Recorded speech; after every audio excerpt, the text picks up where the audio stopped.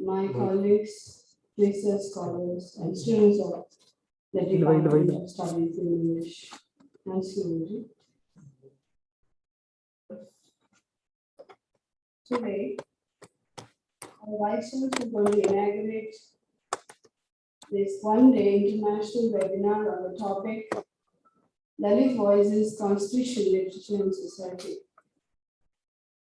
Let me at the outset welcome our Vice Chancellor, Professor G. Hemant Kumar sir, who sanctioned funds for organizing this webinar without any hesitation. He has always encouraged all academic activities of the department, has never said no to any of our requests. So I feel honored when I went to him with a request to be the guest and inaugurate this session. He readily agreed. He just checked his itinerary. And though it is 9:30, sir, because we have to accommodate a US professor, he agreed to come and he has come on time. And I'm grateful and thankful to our Vice Chancellor, who was graciously agreed to inaugurate this webinar at this early hour of 9:30. The Department of Studies in English is grateful to our Vice Chancellor for his continued support in our academic endeavor. Thank you, sir. Now, may I request Diksha S. to render an invocation.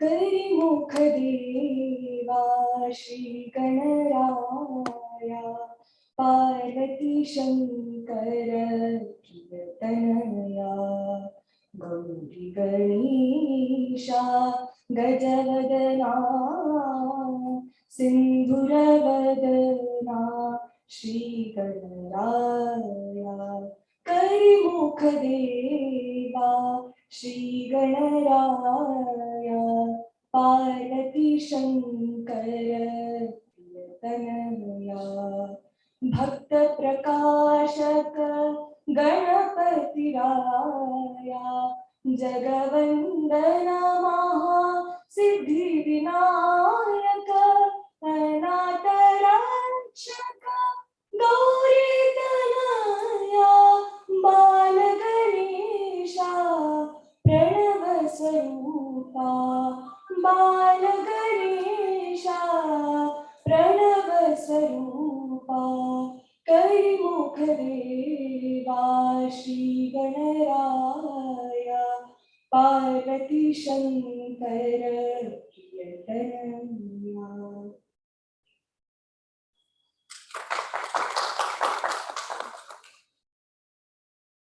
May I now request our Vice Chancellor, Professor G. Hemant Kumar, to inaugurate by lighting.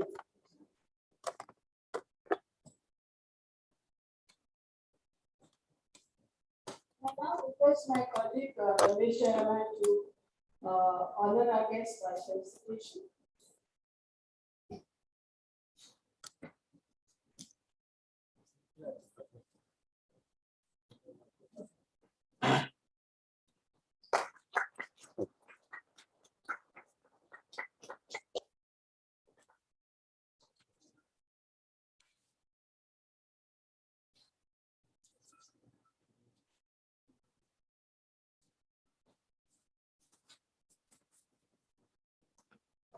I now request our beloved Vice Chancellor to inaugurate this webinar by lighting the lamp.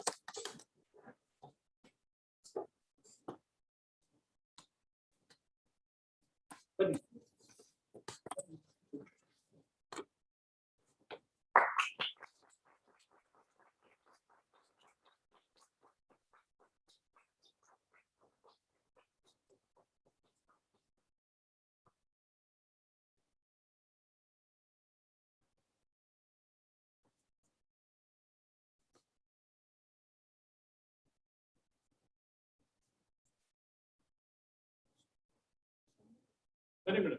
One more.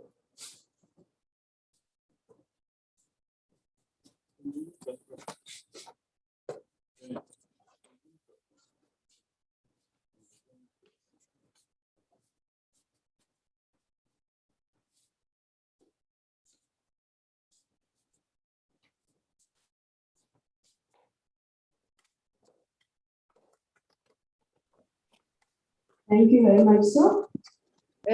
पंख्याचा button सुरू कर बरं बाळा. Give an introduction. पंख्याचं button सुरू कर. This one-day international webinar in this university campus at Vignan Bhavan Auditorium. I must say this to this august body. Now, let me begin by quoting Dr. B.R. Ambedkar, who said, "I measure the progress of a community by the degree of progress which women have achieved."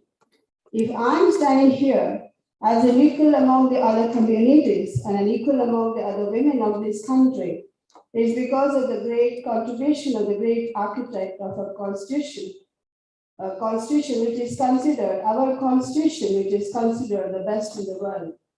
To quote B.R. Ambedkar again, it is education that is the right weapon to cut the social slavery, and it is education which will enlighten the downtrodden masses to come up and gain social status, economic betterment, and political freedom.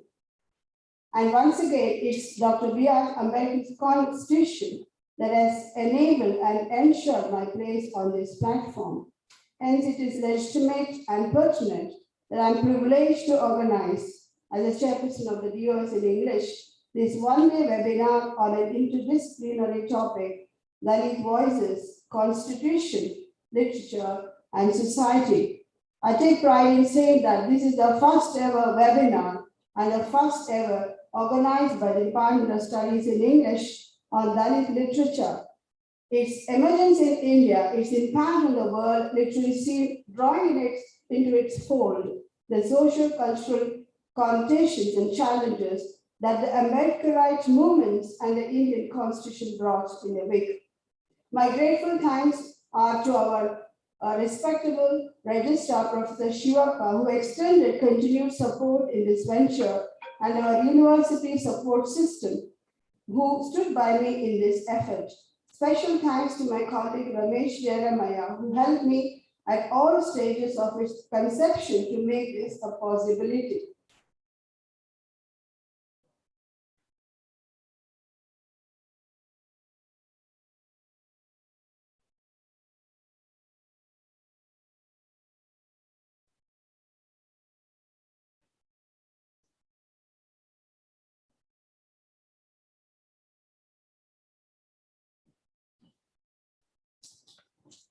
Thanks go out to the young women guest faculty who are there all the time to lend me a helping hand.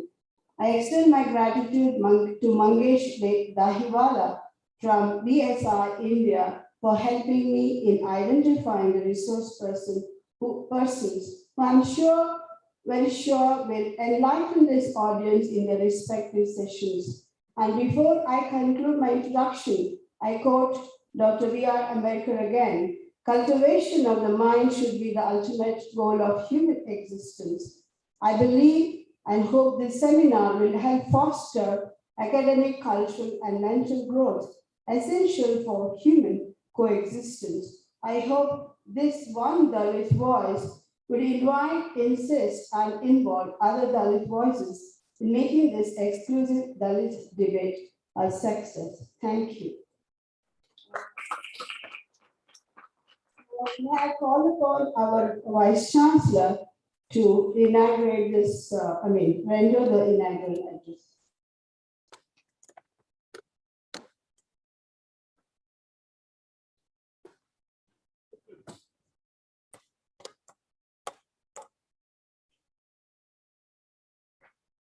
Namaskara.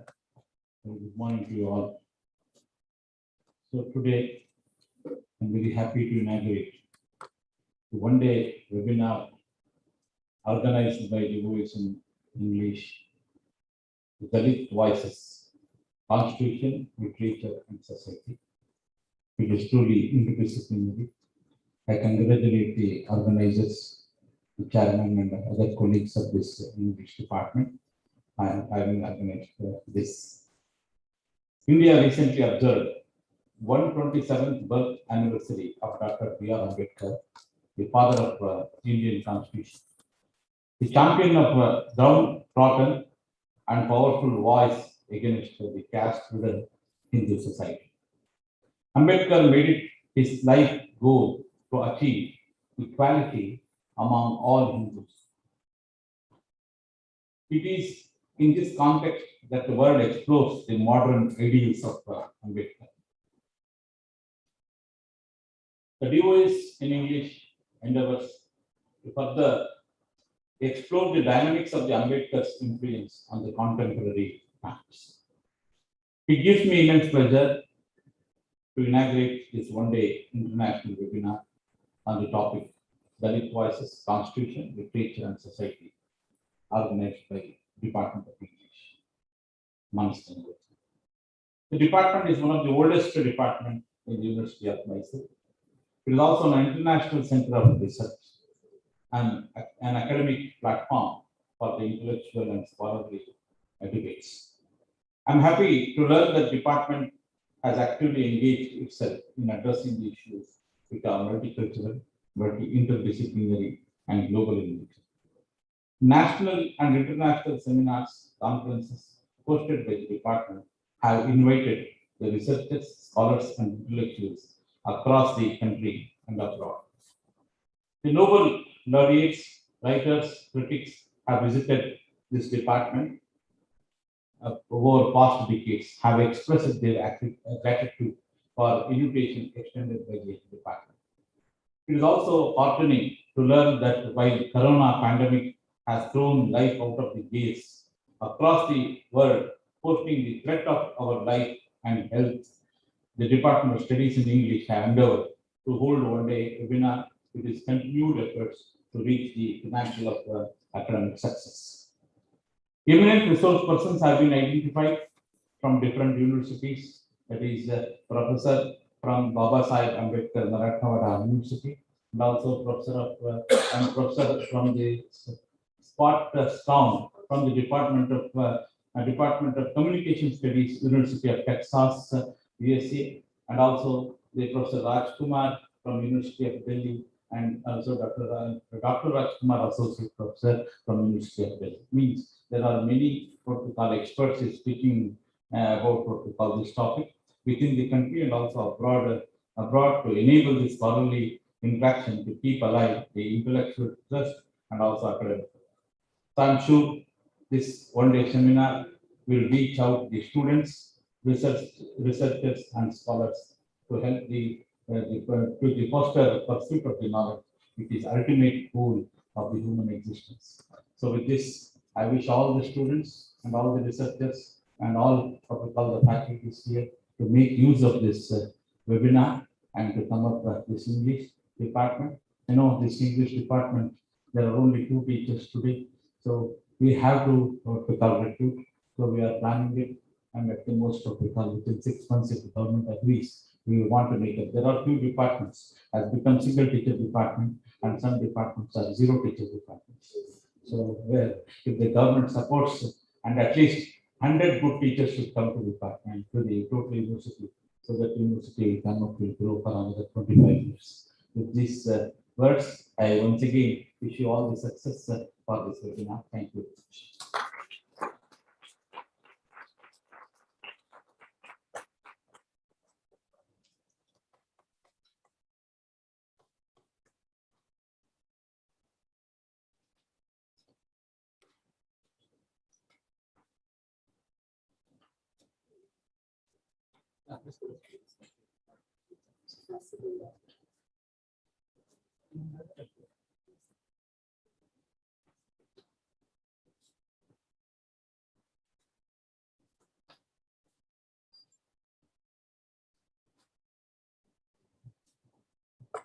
Good morning to you all. I deem it a pleasure to propose a vote of thanks. Despite a short notice and a busy schedule, our Vice Chancellor readily agreed to inaugurate this one-day international webinar on Dalit Voices. Sir, we remain grateful to you for thank you for coming. And with this, we begin with the first session of the webinar with addressed by Dr. Kashinath Ranvi, who is waiting to speak to us. With your permission, sir, we'll go with the first session.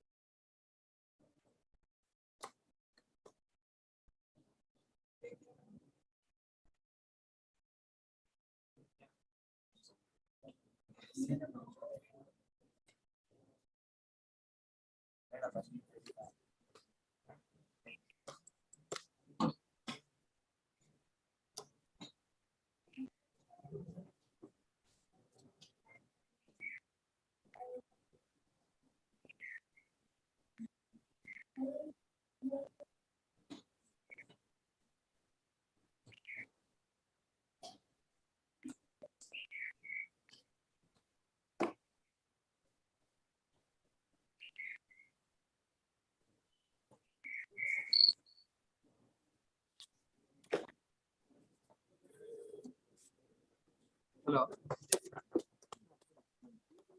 Madam ಇವರು ಕಾಯ್ತಿಯಾರ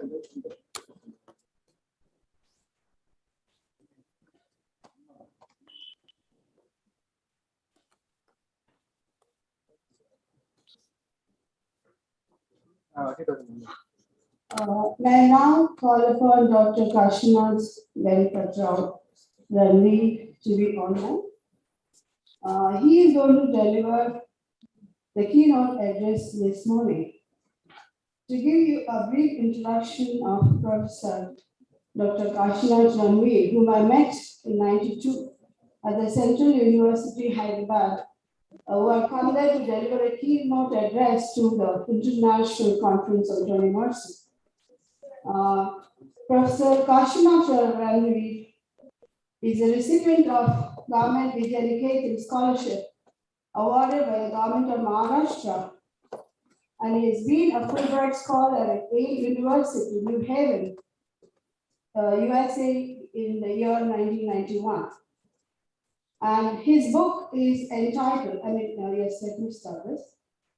He has published a book under the title Black Feminist Consciousness on the writings of Gloria Naylor, Alice Walker, Toni Morrison, which was also his dissertation from Maharashtra University, Aurangabad.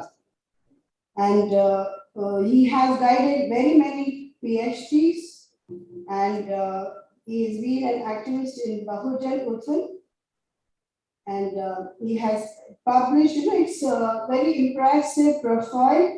I cannot read everything in this 2-3 minutes introduction, but I must say that he's one Dalit scholar who won the Fulbright and visited Yale during 1991. He's guided many PhDs, he's published many articles, and also guided successfully many PhD degrees. Incidentally, though he retired in 2017, he has continued to guide PhD in English, which has been his commitment to academic growth. May I now call upon Professor Kashinath Ranvi to render the keynote address. Sir, over to you now.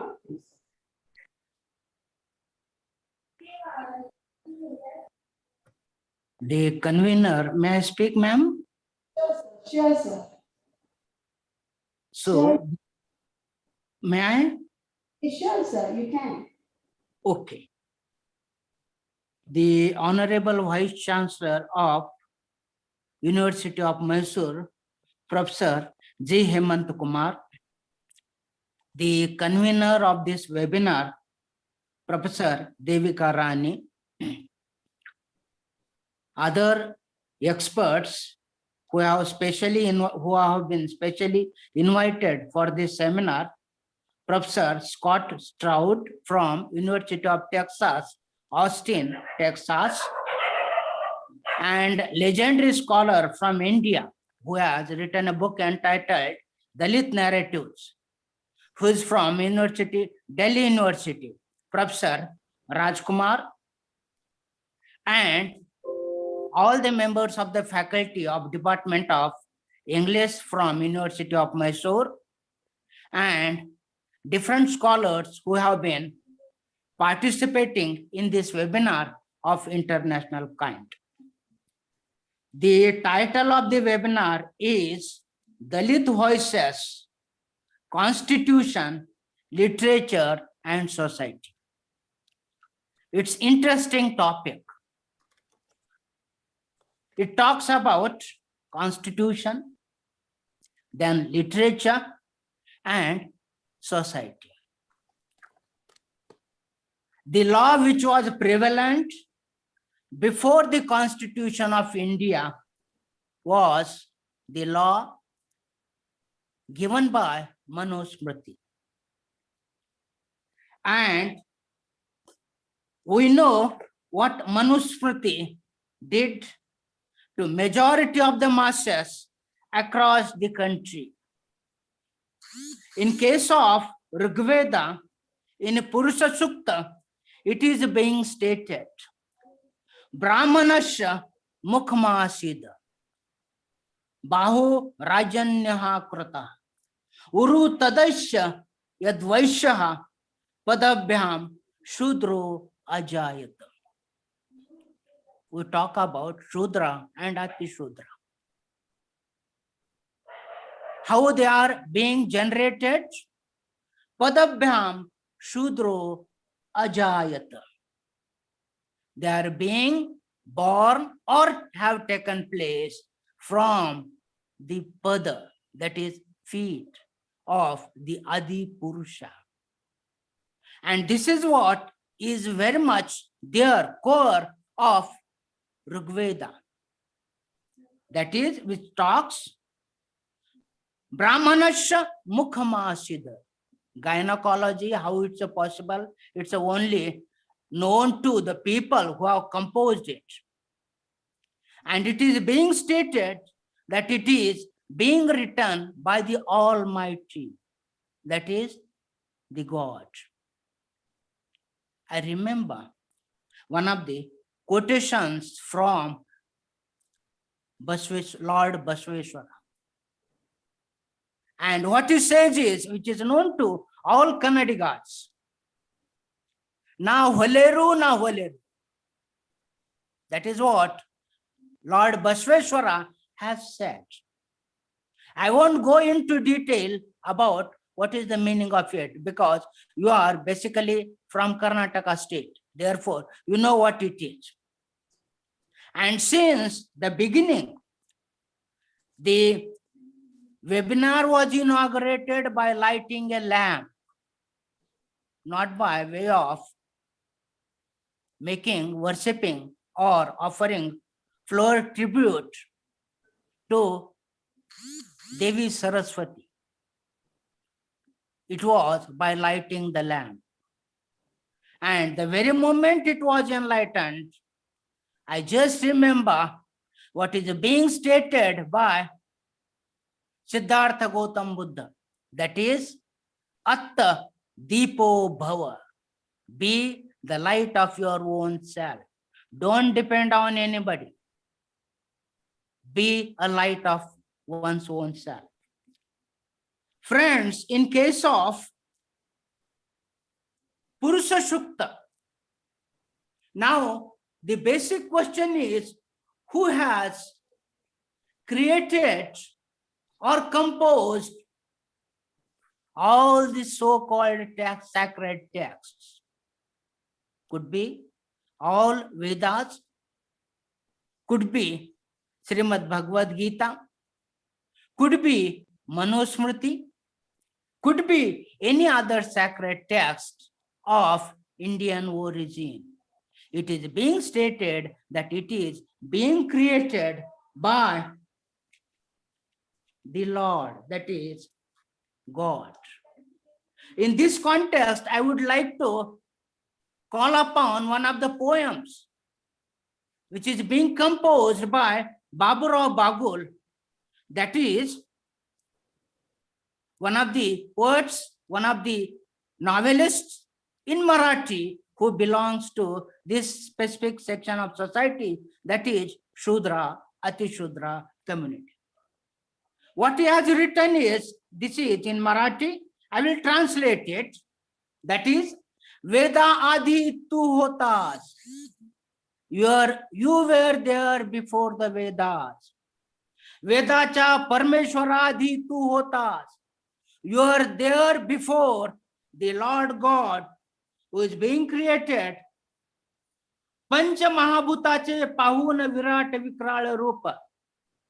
After looking at the very basic 5 elements of the world, tu व्यतीत होत होतास आणि हात उभारून याचना करीत होतास. After witnessing the kind of explosive nature of all 5 basic elements, you, the man, raised your hand and begged. त्या याचना म्हणजेच Rucha. And whatever those requests are being created by you are nothing but what is being called as a rucha, a couplet from Rigveda. सर्व ईश्वरांचे जन्मोत्सव तू साजरे केले. You are Christians, all gods. सर्व प्रेषितांचे बारसेही तूच आनंदाने साजरे केलेस. You are also Christian, all the prophets of all religion. He Mansa, O human being. तूच सूर्याला सूर्य म्हटले आणि सूर्य सूर्य झाला. He called sun, the sun, and sun became known as sun. तू चंद्राला चंद्र म्हटले आणि चंद्र चंद्र झाला. You called moon the moon, and it came to be known as a moon thereafter. अवघ्या विश्वाचे नामकरण तूच केलेस. You are Christian, the entire globe in one way or the other. And प्रत्येकाने मान्य केले, and everybody accepted those notions created by you. हे प्रतिभावान माणसा, तूच आहे सर्व काही. O enlightened human being, you are everything. तुझ्याच मुळे सजीव सुंदर झाली ही मही. It is because of you the entire globe has become beautiful. Now this speaks about who is the creator of God. We, being believers, believe that we are the gift of the Almighty, that is God. But I'm sorry to differ from this kind of opinion. Who has created the notion of God? The notion of God is being created by mankind or by human beings. And as a result of it, if I say that we are creators of God, many of you would laugh at me. Who is the creator of knowledge? Who has given knowledge? That is, it's a human being who has created knowledge and not the Almighty. The very notion of Almighty is being created by human beings. The very concept of God is being created by the human beings. And therefore, majority of the human beings in the Indian subcontinent, where since the Purush Sukta says, Brahmanasya Mukhmasida, where from the Brahmins have been born or have come, they have come from the mouth of the Adi Purusha, which means they are the most superior people across the Indian subcontinent, though it doesn't say anything about Indian subcontinent. If we say it across the globe, people will laugh at you, laugh at us. But in case of Indian subcontinent, this is being accepted. And therefore, Brahmins being, I'm sorry, I don't hate any kind of specific group of humanity. I just reject the very notion or Brahmanism which has created knowledge, which has monopolized knowledge for centuries together. And they were the creators of knowledge. And as a result of it, Mahatma Jyotiba Phule has stated something. What he has stated, he is one of the social reformers of India. What he has stated is this: Vidya vina mati geli. All the other groups of humanity except Brahmins were deprived from having access to knowledge. And as a result of it, since they were not permitted to go for knowledge or Vidya, he says, Jyotirao Phule says, Vidya vina mati geli. Because of or without education, knowledge is lost. He says further, Mati vina niti geli. He says, without knowledge, development is lost. He says, Niti vina gati geli. Without development, wealth is lost. Then he says, Gati vina vitta geli. Vitta vina shudra khachle. एवढे अनर्थ केवळ एका अविद्येने केले. Since for ages together in Indian subcontinent, all other people except the Brahmins. I'm sorry, I don't mean Brahmin as a person. I'm talking about Brahmanism. All other groups of humanity except Brahmins were deliberately kept away from knowledge by law, that is Manusmriti. So before constitution, what kind of law was prevalent? That was the law given by Manu, that is Manusmriti. And Manu hasn't spared anybody. He has said about women, I won't talk about what he has said about the so-called Shudras and Atushudras, because all of you know what it is, but I will talk about women and what was the position of women as per the designs of Manusmriti.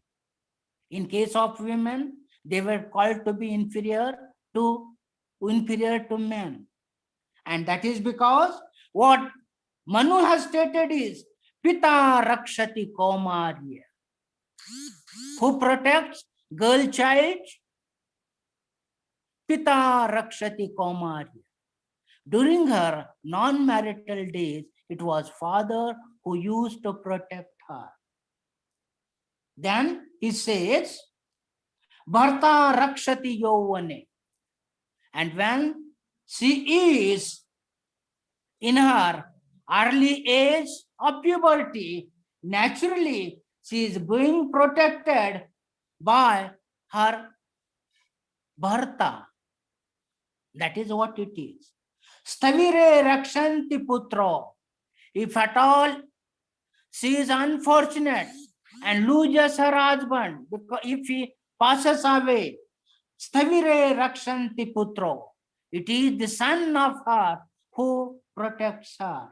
And therefore, it is being concluded, Nastri Swatantram Arhate. Woman does not deserve to be free. This was what the law of Manu. And we know what is the meaning of it. Women too were deprived from this kind of thing, from having access to anything, including knowledge. And now some of you might talk about there were certain ladies and saints who were having or who have established themselves as a learned ladies. Those were there. But who is the creator of knowledge in Indian subcontinent? It is the creator of the knowledge, though it is being stated by the people that knowledge and so-called sacred texts are being written by the Almighty, that is God. This is not a fact. I'm sorry, I have my own position.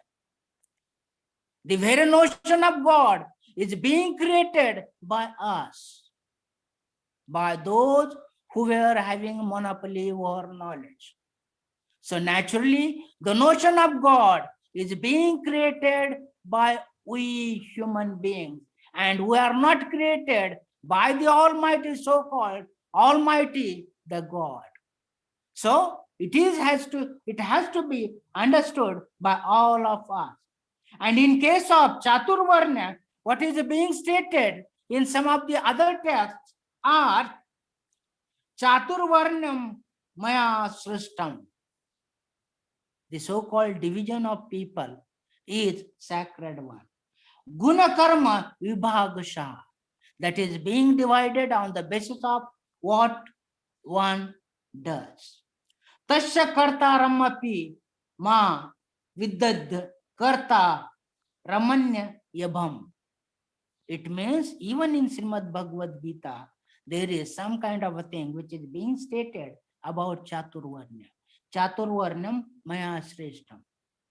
Chaturvarna system was the all mighty, and it is being created by me, Maya Srishtam. It means it is being created by me, that is being stated by God. But who is creator of the text? Is it the fact that all texts are being written by the Almighty? Some of you, being a believer, all of you or majority of you might say, being believer, you might say that these are the creation of the Lord God. And as a result of it, we have no access to say anything against the Almighty. But in case of Dalits, we now know what is what. I am from rural India. I am from a village where there is no post office even today. I am from a remote village. And fortunately, since the government of Maharashtra under the leadership of then Madhukar Rao Chaudhary was Minister for Education, was influenced by Sane Guruji. It is he who launched 4 government-aided residential schools called government public schools in Maharashtra state. Those were for rural students who were talented. And the exam was being conducted. And after conducting the exam, students were admitted. 30 students were admitted in each and every class. And I was admitted in the 5th standard from my remote village, which is landlocked completely. I was able to seek admission in a residential school run by the government of Maharashtra, which became later on known as Government Vidyaniketan. Now the notion of so-called Navodaya Vidyalaya has emerged from those 4 schools which were there or which are still there in the Maharashtra state. And as a result of it, I was able to go for education because of that only. And as a result of it, though I am from a remote landlocked village, fortunately, I resided in a school which was a residential school. And fortunately, we have had very excellent teachers, including one of the teachers called V.V. Chipunkar. And he is an architect of our life, means especially my life and life of the students who were there in government public school, which became known now, Government Vidyaniketan. Now, since opportunity was given, naturally we were able to develop ourselves. But at the same time, the so-called earlier order before the constitution, it was different. And what was the order? Brahmanasya mukhamashida. I'm sorry, I'm repeating it, I know, but I want to emphasize what is the word. Brahmanasya mukhamashida bahu rajanyaha krata. From where the Kshatriyas have emerged, bahu rajanyaha krata. Uru tadasya yadvaishya. From where the Vaishyas have emerged, They have emerged from Adi Purusha's thighs. And therefore it is being concluded in very basic Purusha Sukta, Padabhyam Shudro Ajayat. From where the Shudras have emerged? Shudras have emerged from the feet of the Adi Purusha. And since they were born or have emerged from the feet of the Adi Purusha, their duty as per the Manusmriti was to serve all upper three Varna people.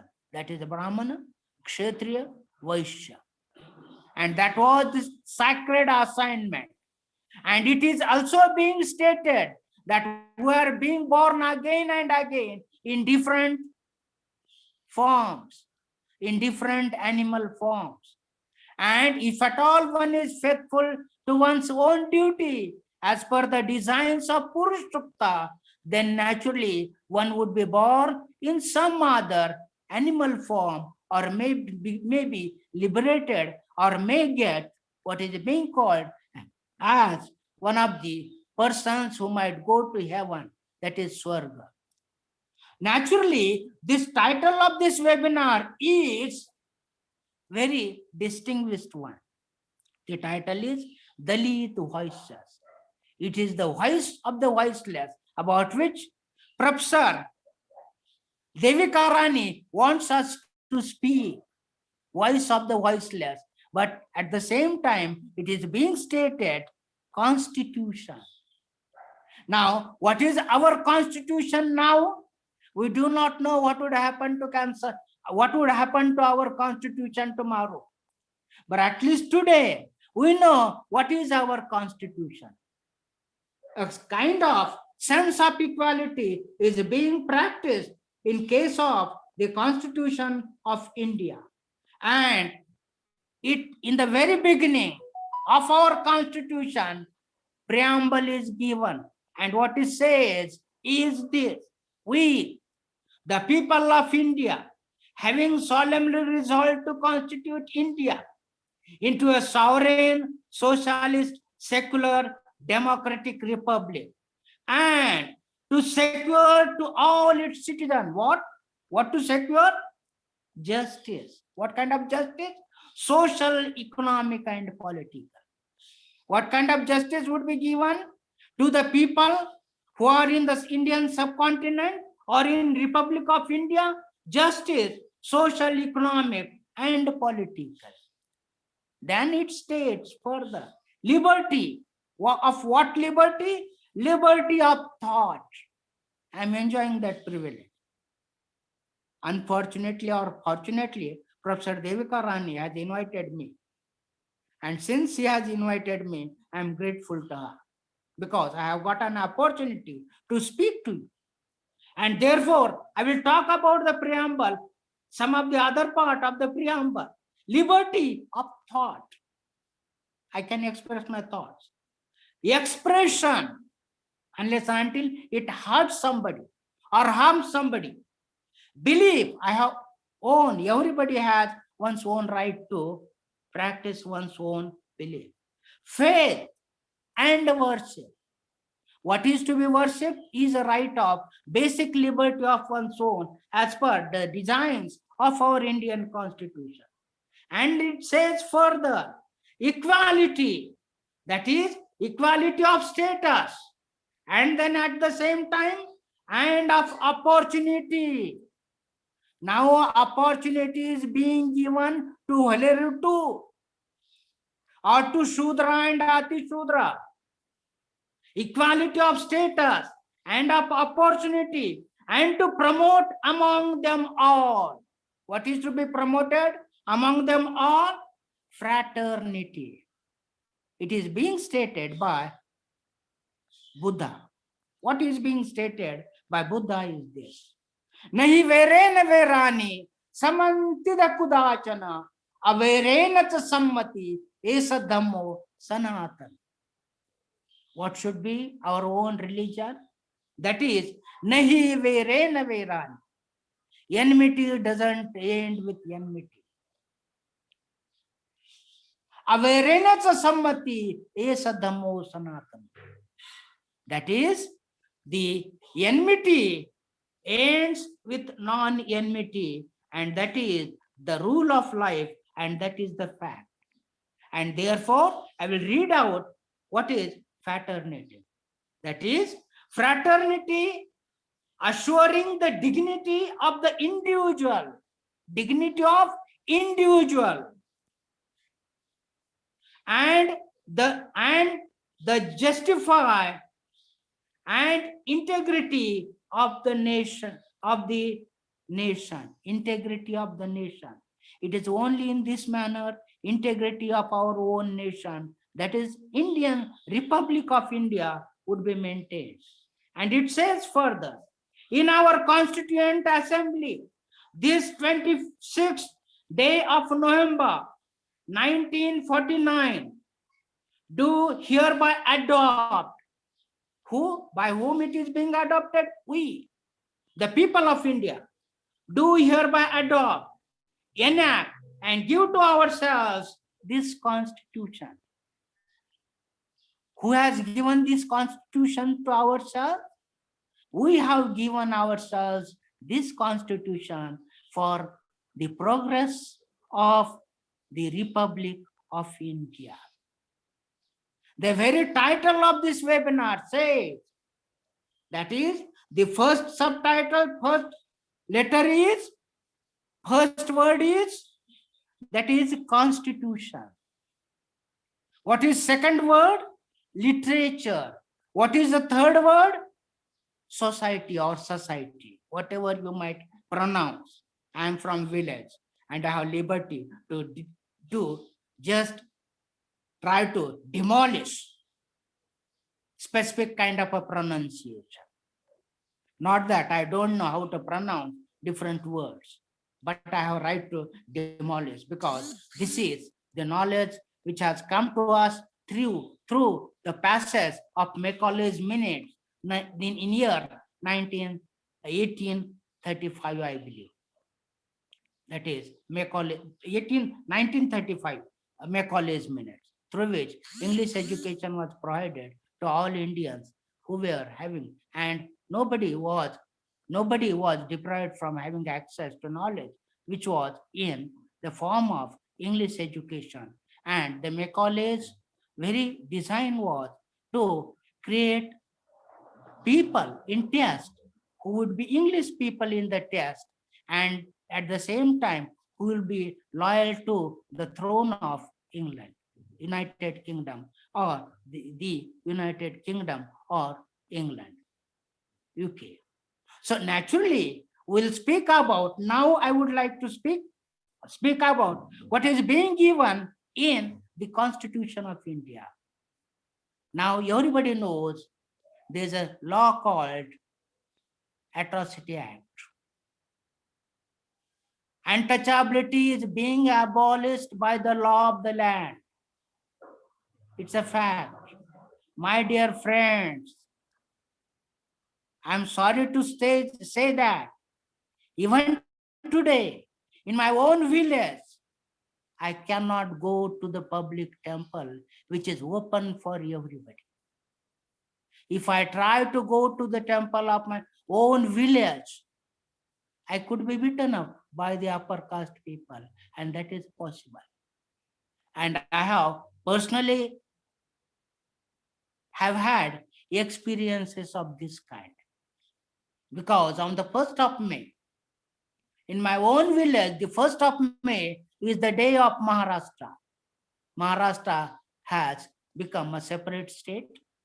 Therefore, on 1st of May, which is also International Labor Day, on that specific day, I was invited by my teacher in my own school, that is primary school. I was invited to have a tea with. So, Professor Ashna, can you speak, because we're at 10:30 now, can you speak about the emergence of Dalit writing in India, something about Dalit literature in India? I think we just got about half an hour. Please, sorry to interrupt you. Okay, ma'am. Okay. I think sufficiently on the constitution and that. I now request you to confine to literature, emergence of Dalit literature, because the title is Dalit Poems, Constitution, Literature and Society. Thank you, sir. Okay, thank you very much, ma'am. Thank you very much for guiding me. But since I am an activist at the same time, because I have had experience of suffering from untouchability in my own village, and when tea was offered to me, it was offered by a separate cup and saucer. And that is the reality of India even today. And that is what is literature? Literature is a mirror of life. That is the basic thing. And since literature is a mirror of life, I am speaking about what is being shown by the mirror. That is, untouchability is being practiced in villages even today. And therefore, when that cup and saucer, separate cup and saucer which was kept separately, was offered to me, unfortunately, I got it and threw it on the very face of the village party. I'm sorry, but I did it. And I asked him, I'm going to police station. So everybody tried to request me not to do that. And then naturally, everybody understood the message, what I mean. And now in my own village, though untouchability is practiced, at least in case of me, they either don't invite me, or if they invite me, I don't go to their home or don't go to their house because I could be insulted. And tea or from an upper caste person is not at all necessary. And one may feel that we need not have to have a cup of tea from the house, village house, rural life, rural village, rural house, which is in one's own village. So one can prevent oneself from accepting invitation of that kind. Now, what is literature? I'm very sorry, I'm speaking about the basic things. Literature is mirrored, hold up to nature. And what is Dalit literature? Dalit literature is nothing but literature that reflects the life experiences of the Shudras and Ati Shudras. There could be variation in defining the word Dalit. The word Dalit could include all those who are poor. But poverty should not be one of the basic yardsticks of defining Dalit. Dalit is one who is from former untouchable caste or Shudra or Ati Shudra caste. And the people who have started after 60s, after going for education, especially the first generation of Dalits, when they went for education in the state of Maharashtra, I can quote from Sri Ravidas. What Ravidas has stated is this: Cham ke hum bhi, cham ke tum bhi. Cham means skin or leather. Cham ke hum bhi, cham ke tum bhi. Cham ke hi hai jiva sare. चाम के बगैर कौन जीव है, पूछे रविदास चमार. Since majority of the so-called untouchables or ex-untouchables were having a profession that is related to leather, naturally they were being treated as untouchable. But Ravidas asked this question to all other people. What he says, Cham ke hum bhi. That is, I'm talking about literature. What is composed by Ravidas, Saint Ravidas. What he has said is, Cham ke hum bhi, cham ke tum bhi, cham ke hi hai, jiva sare. Cham ke bagar kaun jeev hai, puche Ravidas chamar. Don't you have the skin? That is what he asked to humanity from Indian subcontinent. So why are you treating us as untouchables? And therefore, he has questioned this kind, he has put a question before society of this kind. The very way of practicing untouchability is wrong. That is what he wanted to say. And Ravidas naturally believed in the principle of equality, which is also adopted in our own constitution. That is, equality is one of the basic principles written or being there in the preamble of Indian Constitution, and the untouchability is being demolished or abolished by the law of the land is a fact now. And this is what is being written in Dalit literature. Dalit literature is a literature which is nothing but a critique of Brahmanism. And it is a revolt against dominant Brahmanical ideology and cultural hegemony. Friends, hegemony is being created, and the minds of the so-called ex-untouchables are being colonized by the knowledge which is being created by the so-called knowledge producers. And we know what kind of knowledge is being produced by those who are having access to create, compose, and to deliver knowledge to the people. And as a result of it, it is Dalit literature is a critique of Brahmanism. It is not a critique of Brahmins. Brahmins were there along with Mahatma Jyotiba Phule. Brahmins were there in the movement of Baba Sahib Dr. B.R. Ambedkar. Brahmins were there along with majority of the social reformers, or maybe even including Lord Basveshwara. There were some Brahmins along with him, though he has stated, and as a result of it, he has stated, na valeru, na valeru. And as a result of it, we'll be able to understand what is Dalit literature. Literature written by the downtrodden people. Literature written by former ex-untouchables is a Dalit literature. And Dalit literature, some of the people try to compose it or have a definition that all poor who have been writing are Dalits. But this kind of definition is not acceptable to all or majority of so-called Dalit scholars. Because one could be poor, but at the same time, one could have a better status, better position in society at large. And as a result of it, you might be knowing in recent, because since there is the word society or society, we know composition of our society. For instance, in case of Maharashtra, now the Marathas are demanding reservation. Though reservation is being abolished in one form or the other form by the government of India. Now everything is being privatized. There are no government services.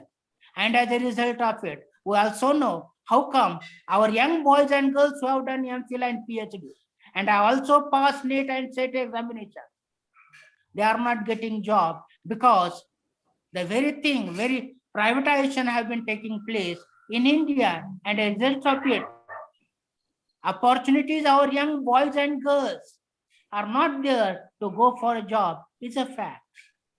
And as a result of it, what happens is, in case of society, this kind of revolt is there against the so-called dominant ideology and cultural hegemony. Now, what is the fact is this. Fact is, the untouchables' minds are being colonized. I'm not talking about Gugi Watyangu, that is colonization of the mind of the people in African continent. I'm talking about India, and how come in India, the minds of this all people, except so-called producer of the earlier knowledge, is being colonized.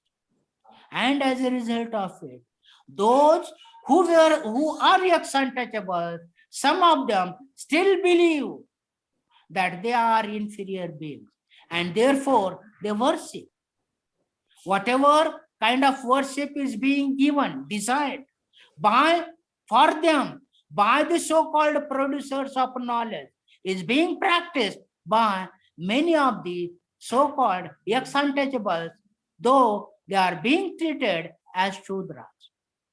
I won't speak about Secretariat of the Government of India.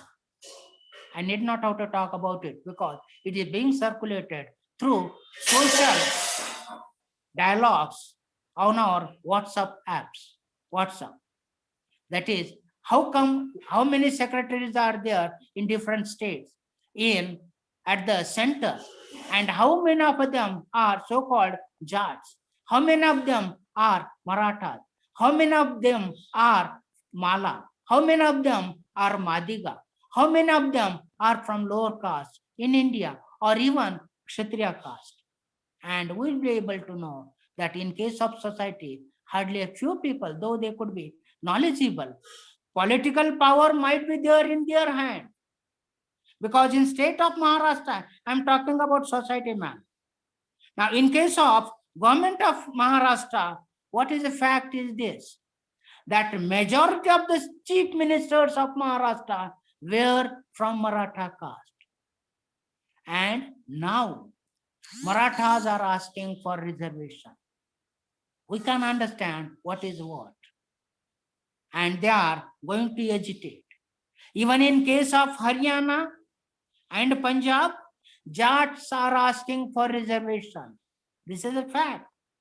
And instead of fighting against privatization, they are asking for reservation. But reservation is being abolished in one way or the other by way of going for privatization. And that is also reflected in recent Dalit literature. Now, in case of literature basically is, I need not have to repeat myself, still I am repeating, that is, it is mirror hold up to nature. It's a mirror of society. And whatever is being practiced in society is being reflected in Dalit literature. Dalit literature is nothing but revolt against dominant Brahminical ideology and cultural hegemony. Hegemony is there. It is direct or indirect, but it is still there. And unfortunately, the minds of the so-called former scheduled caste or former untouchables, now present scheduled caste, former untouchables, is also colonized. Their mind is colonized. And therefore, since their mind is colonized, they believe in begging for so-called reservation. Instead of going for power, what is being stated, if you have knowledge, what is knowledge? Knowledge is power. And those who are knowledgeable will have power with them. And the very notion of knowledge was not with so-called former ex-untouchables. And as a result of it, since they were not having access to knowledge, naturally, whatever literature is being written in 60s, 70s, 80s, 90s, and now during the 21st century, it is nothing but critique of social order which is prevalent across the Indian subcontinent. That is a fact. And at the same time, we also we also know that, I will just sum up now, since there are hardly 5 to 7 minutes, I will just sum up what is Dalit literature. Now, Dalit literature, as it is being stated, that is, it is a revolt against, that is, undeclared war against culture which has enslaved them. And Dalit literature also tries to use words as weapons. Words are weapons. And usually, people who are highly civilized and cultured use words in a highly sophisticated fashion. And in such a way, people do not understand that they are being enslaved through sweet words. And that is what is being there. But in case of Dalit literature, they have been using words as weapons. by way of creating their own literature. They have been doing that. And at the same time, it is a revolt against exploitation of the former untouchables or ex-untouchables. Now, in case of India, Indian subcontinent, across India, there are castes and subcastes, even amongst the so-called scheduled castes. And there are some superior castes, and there are some castes which unfortunately haven't got access to knowledge even today. And as a result of it, Dalit literature tries to search for one's own self. Who am I? What I am? Why I am? What I am? So it is a kind of a search for one's own self-identity. And that is what is one of the features of Dalit literature. Now, the question is, that is, it is nothing but a kind of revolt, but at the same time, though it is revolt, all writers do not revolt. Some of them try to appeal to the conscience of the upper caste through their writing. And this kind of sophisticatedness has also come in literature. And now Dalit literature is also trying to go for introspection. Even among those who were former ex-untouchables, there are castes within caste and subcaste, and they have been also trying to attack this kind of subcasteism among themselves. So it is nothing but search for one's own self, and at the same time, it is a kind of critique. At the same time, it tries to go for critique of one's own and one's own behavioral pattern and one's own way of living. Now, the basic thing is, what is the aim of the literature?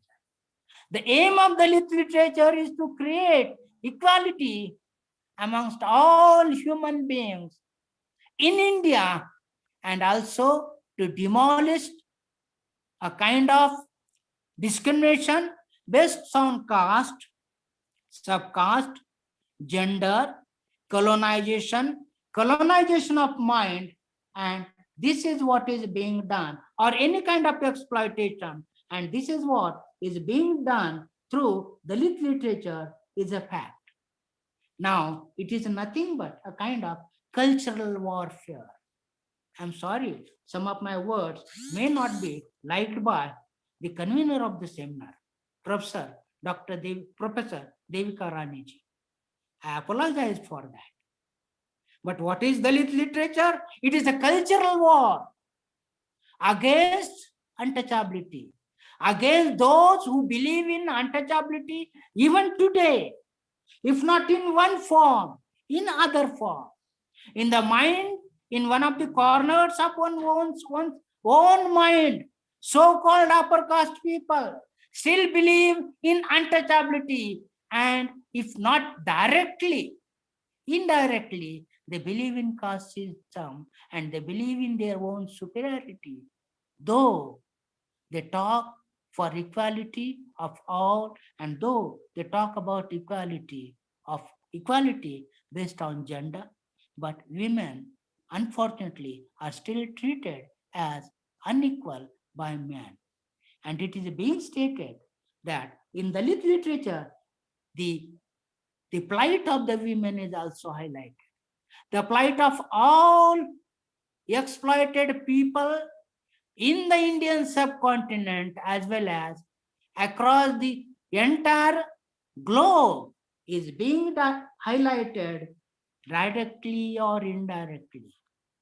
Though Dalits' minds are being colonized by the Brahminical social order, now they are trying to decolonize their own minds from the Brahminical social order and the very basic principles enshrined in Manusmriti or in some of the sacred texts of our own, that is from created by our own intellectuals in the past for perpetuating power of the upper caste. And therefore, the aim of Dalit literature is to capture power. Word having command over words is nothing but generation of power. And once generation of power is being created, the basic aim of Dalit literature is to put Dalits at the center of power, and that is one of the aims of Dalit literature now. And as a result of it, through Dalit literature, Dalits have been trying to highlight how to capture power, and we now know, unfortunately, since it is difficult for them because they are not in majority. Though so-called Shudras and Ati-Shudras is combined together, could form or can form majority, but at the same across the Indian subcontinent, but at the same time, there are certain groups of humanity who play double role, dual role. That is, when there is something, they go to, when there is an opportunity for development, they try to declare themselves as scheduled caste or the downtrodden people. And when there is a concern about indicating superiority of one's own, then they move towards so-called Brahmanism. And this kind of group of humanity, which is a middle class between the Kshatriyas and Shudras and Ati-Shudras, this specific group of humanity is not yet cleared about one's own identity. And that is a problem which is also reflected in recent Dalit literature. Means when there is some opportunity, they move towards so-called reservation. And when there is an emergence for showing the power of one's own, they identify themselves with the upper caste. And that is also being reflected in Dalit literature. And that is what Dalit literature stands for. Dalit literature, ultimately, I would like to conclude, is nothing but a cultural war against those who are enjoying dominant ideology and cultural hegemony in India. And with these words, I would like to conclude my speech, and I am grateful to Professor Devi Karani and all the members of the faculty of Department of Studies in English. And I am also thankful especially to Professor Devi Karani, who has invited me for delivering this kind of speech. Thank you very much, ma'am. And thank you very much, everybody who has tried to listen me, though some of the ideas told by me might have never liked by you. That is fact, but I am not against Brahmins. I am against Brahmanism. And that is what is being reflected in the literature. That is what it is. Thank you very much to one and all, and Department of Studies in English of University of Mysore. Thank you very much to everybody. Bye.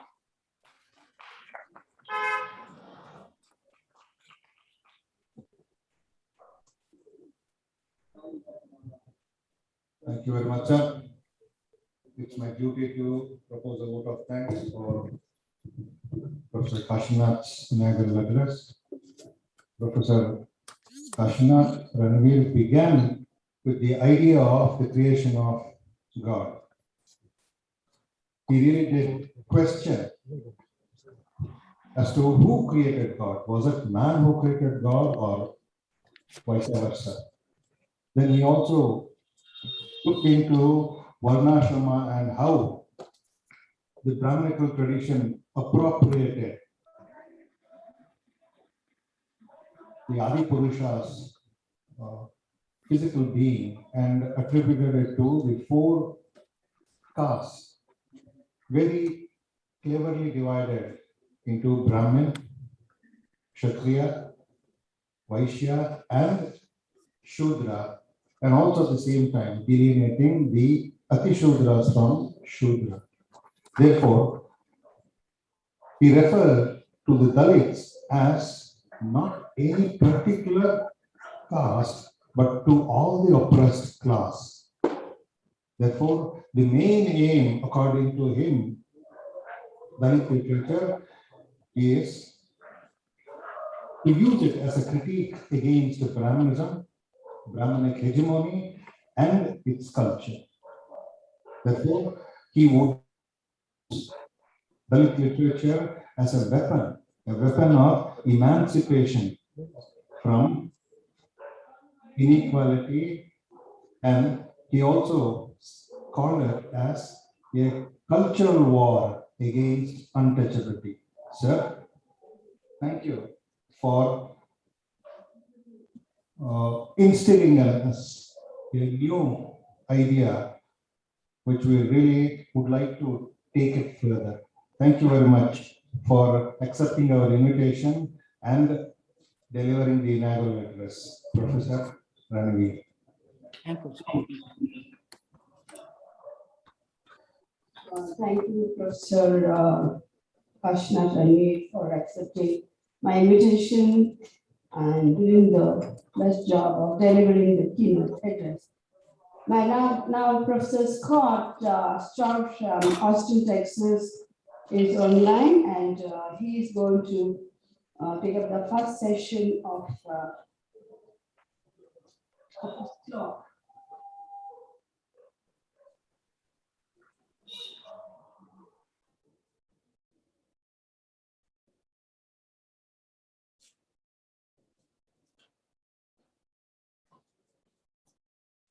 Hello, can you hear me? Yes, sir. Okay, excellent. Excellent. Sorry about the technology. Would you like me to proceed? May I have the privilege of introducing Dr. Professor Scott R. Stroud from Austin, Texas, who is going to speak on the topic Ambedkar, Rhetoric, and Dalit Emancipation. I think it will consume a lot of time to actually read out, profile of Dr. Scott here. I'll take up only a few things that would give us a brief introduction of Professor Stroud here. His area of research interests are rhetoric and philosophy, communication and culture, communication, media ethics, religious rhetoric. And he's been associate professor, University of Texas at Austin, Department of Communication Studies, a visiting fellow, Center for the Study of Democratic Politics, Princeton University between 14 and 15. And he has published very many scholarly articles, and I'm going to list out a few that are related and relevant to the present day topic. Ambedkar at Columbia University, that's the title of the article he published in the Cambridge Companion to Ambedkar, Anupama Rao and Shailaja by Cambridge University Press. Then Communication, Justice and Reconstruction, Bhimrao Ambedkar as Indian Pragmatist, Echoes of Pragmatism in India, Bhimrao Ambedkar, Reconstructive Rhetoric, and the Rhetoric of Conversion as Emancipatory Strategy in India, Bhimrao Ambedkar's Pragmatism and Turn to Buddhism. What did Bhimrao Ambedkar learn from John Dewey's Democracy and Education? Pragmatism, Persuasion and Force in Bhimrao Ambedkar's Reconstruction of Buddhism. The other article is the influence of John Dewey and Jane Tufts. Ethics on Ambedkar's quest for social justice. And another, where all these are, and apart from them, Pragmatism and the Pursuit of Social Justice in India, Bhimrao Ambedkar and the Rhetoric of Religious Reorientation. There are a few of among the others. You see, there are about 21 pages these articles published, and then we read things else. And I must thank Professor Stroud, because for him at Austin, he was traveling, and he's returned to Austin, Texas, USA. And for him at this point of time, it is midnight, 12 o'clock. But he agreed only because of his interest. He's also an Ambedkarite, and he has visited India many times. And the fact that this seminar was on Dalit, literature and constitution and society, he took his interest and agreed to deliver this talk, the first session for this day. And I am gratefully thankful to Professor Stroud that he has agreed to do this honor for the University of Mysore and the Department of Studies in English. A personal favor and contribution to the growth of literature from the Department of Studies in English. Thank you, sir, Professor. Now on to Professor, over to Professor Stroud now. All right, well, thank you, Professor Devakarani and the University of Mysore English Department and all of the other contributing entities at University of Mysore. It's very late tonight, but it's never too late to talk about Baba Sahib. So, and I'm actually in a hotel because my flights got delayed, so I'm staying in a different city than my home. So hopefully my connection is decent. Let me share some slides because sometimes I'm boring, but there are good pictures of Dr. Ambedkar, so that will hopefully pick up the slack. Let me know if this does not show my slideshow. Let me.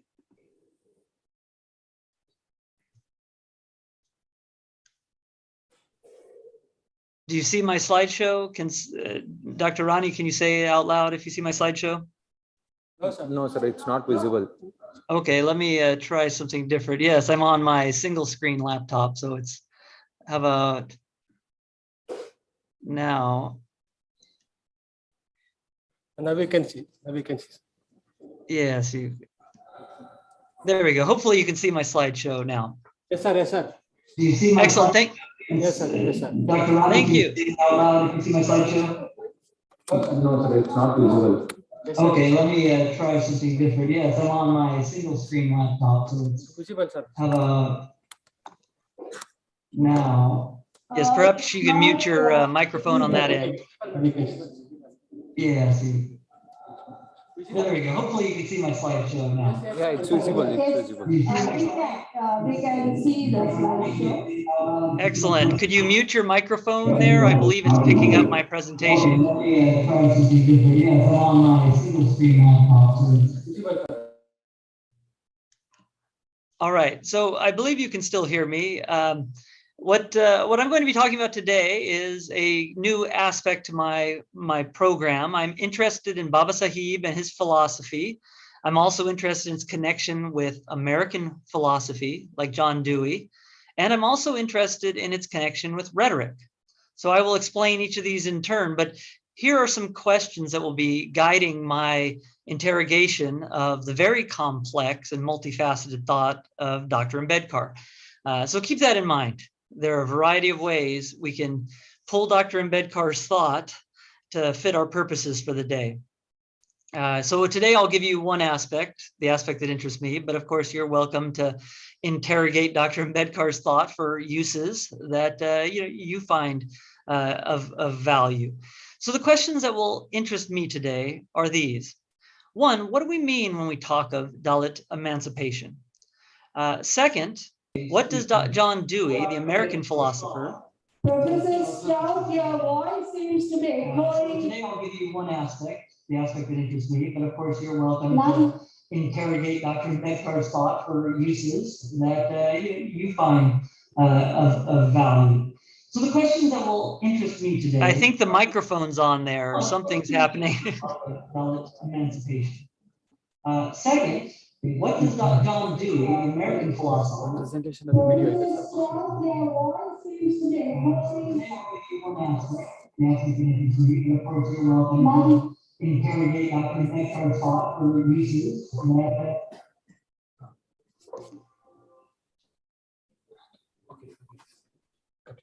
Continue, madam.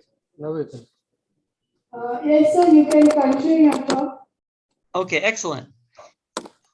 So the questions are, what is Dalit emancipation? What does John Dewey have to do with this ideal?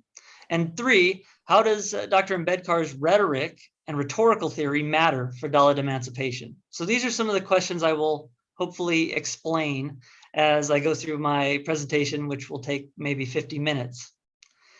We all know about Dr. Ambedkar and John Dewey, probably from this quotation in Dr. Ambedkar's letter to Savita Ambedkar when he was on the way to get his honorary doctorate in 1952.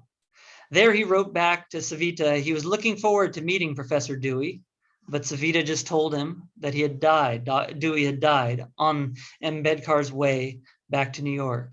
And Ambedkar, of course, said, "I'm so sorry." And then he utters these lines, which continue to intrigue me. "I owe all my intellectual life to him. He was a wonderful man."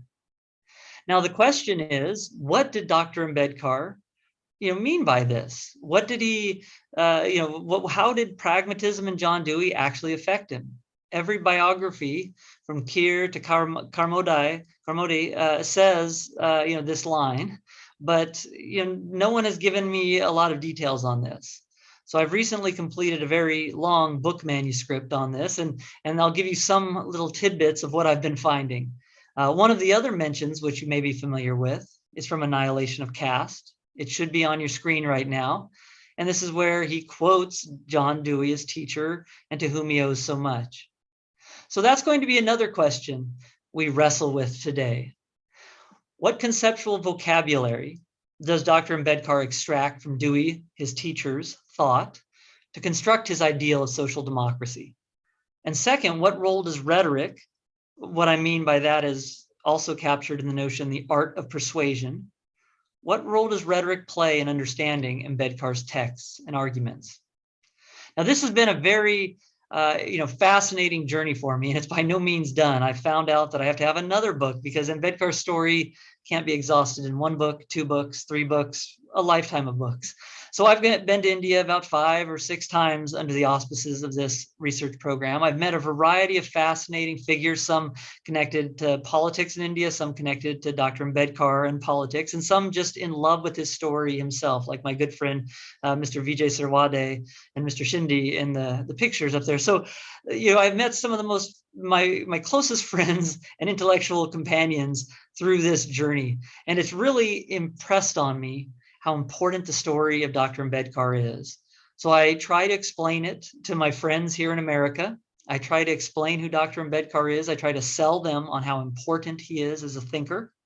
And in my own field of communication and rhetoric, I try to sell how important he is as a rhetorical figure, as a speaker, as someone who knows and uses language.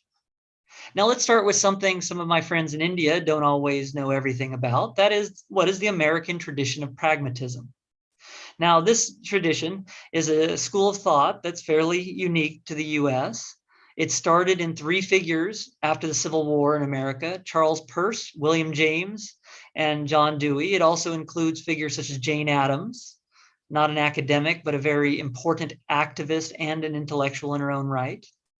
So, the question of Dr. Ambedkar's relationship to John Dewey becomes, what's Ambedkar's relationship to pragmatism?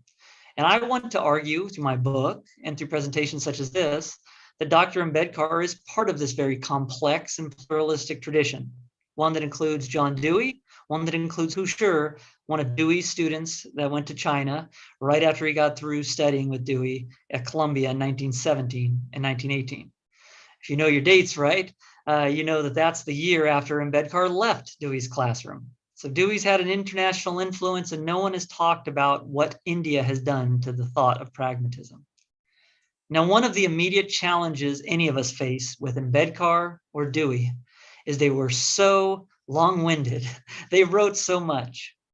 So, for instance, you have Dewey's works up on top in the colorful volumes, over 38 volumes, 8 million words. And Dr. Ambedkar has over 18 or 20 volumes in English alone, let alone all his Marathi or Hindi writings that have yet to be translated.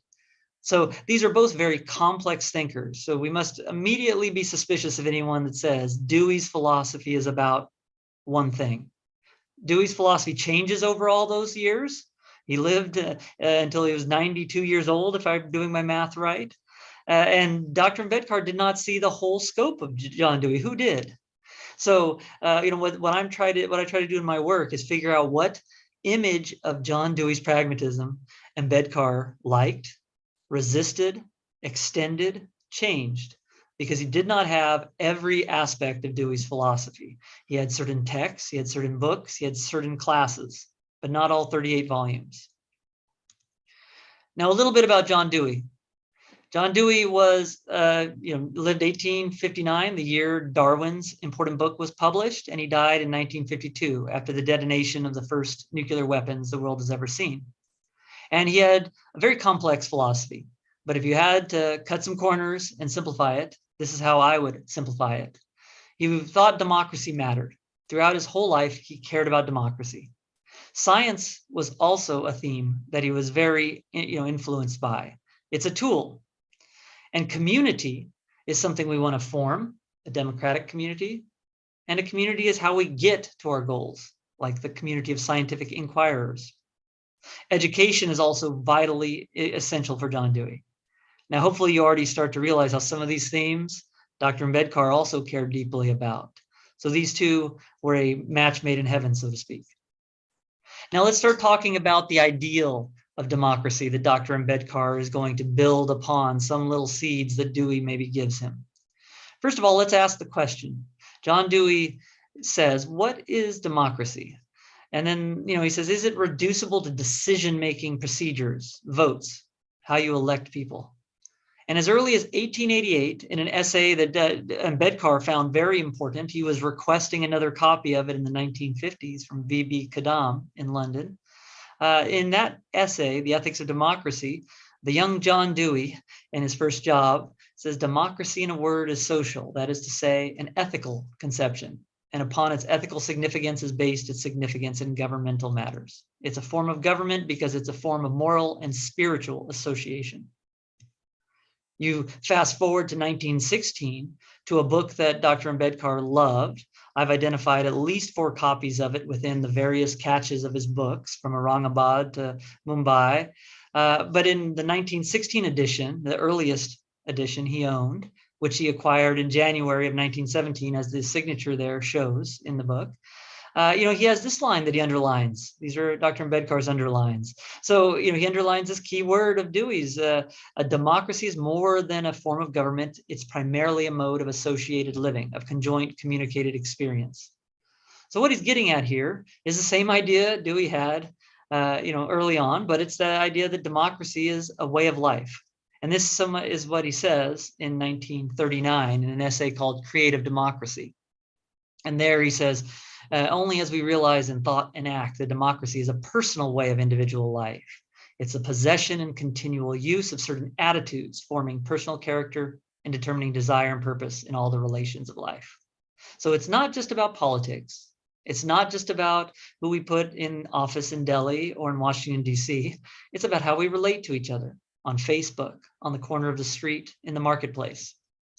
So that idea of relating to each other means democracy involves communication, and communication that's oriented towards changing someone else or informing someone else is what we call rhetoric.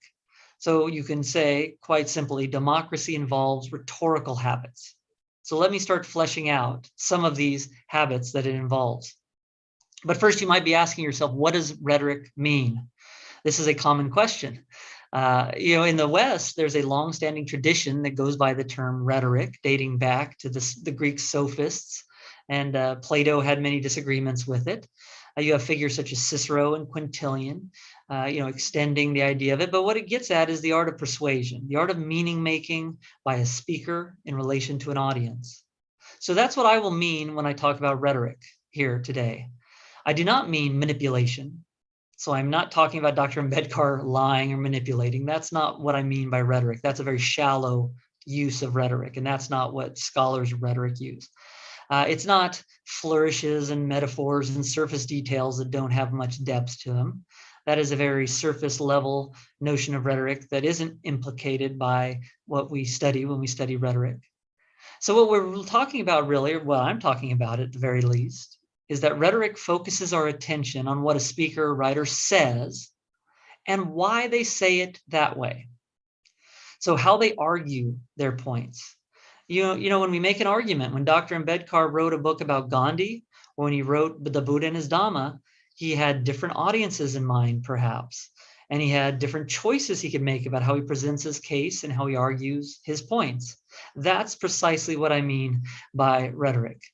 He was very aggressive in his speeches. right? He didn't defer to Hinduism, for instance. He critiqued it, especially in texts such as riddles in Hinduism. That's what I mean when I talk about a rhetorical style. The choices he makes when he tries to adapt ideas to audiences and to adapt his audiences to his ideas. So let's start talking about these stories and how they come together. The idea of rhetoric and what choices Dr. Ambedkar makes and how he argues or foregrounds or emphasizes things in his various texts.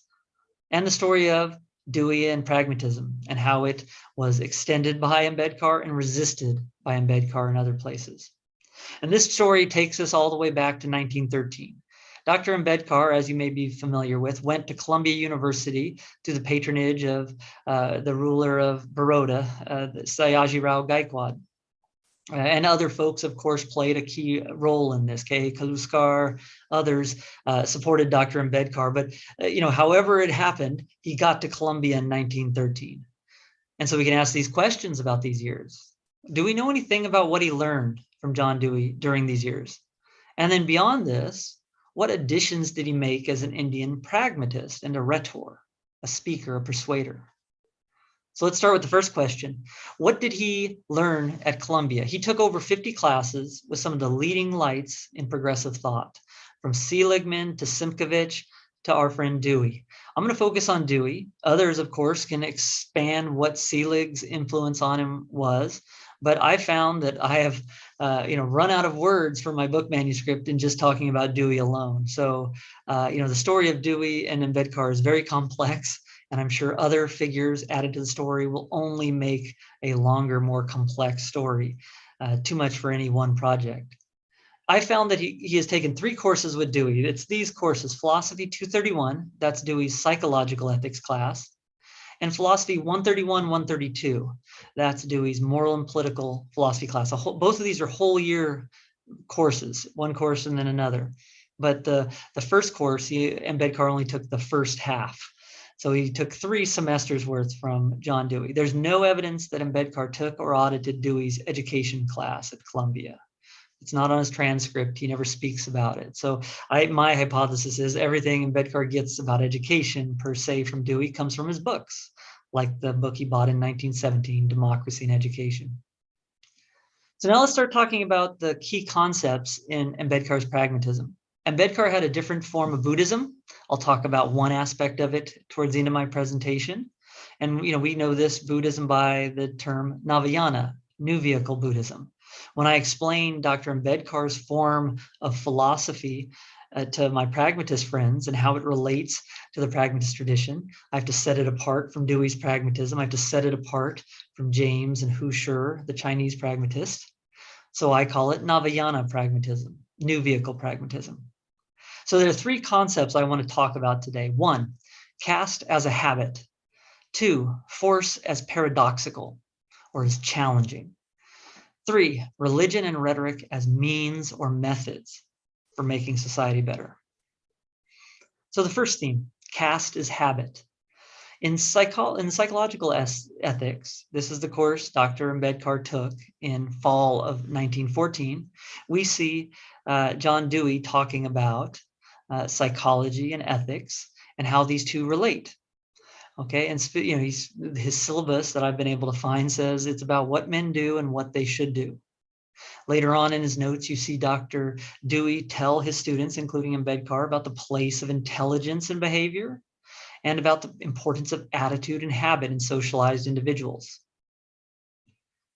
Now, this stuff did not leave Dr. Ambedkar. He took many courses, and of course, not every course was equally as important. He took a course on railway economics, about railroads, trains. That, of course, is not there in many texts of Dr. Ambedkar's. But the notion of psychology and psychological ethics and the interplay between these two was there in many places. So for instance, in Annihilation of Caste, you may recall this line.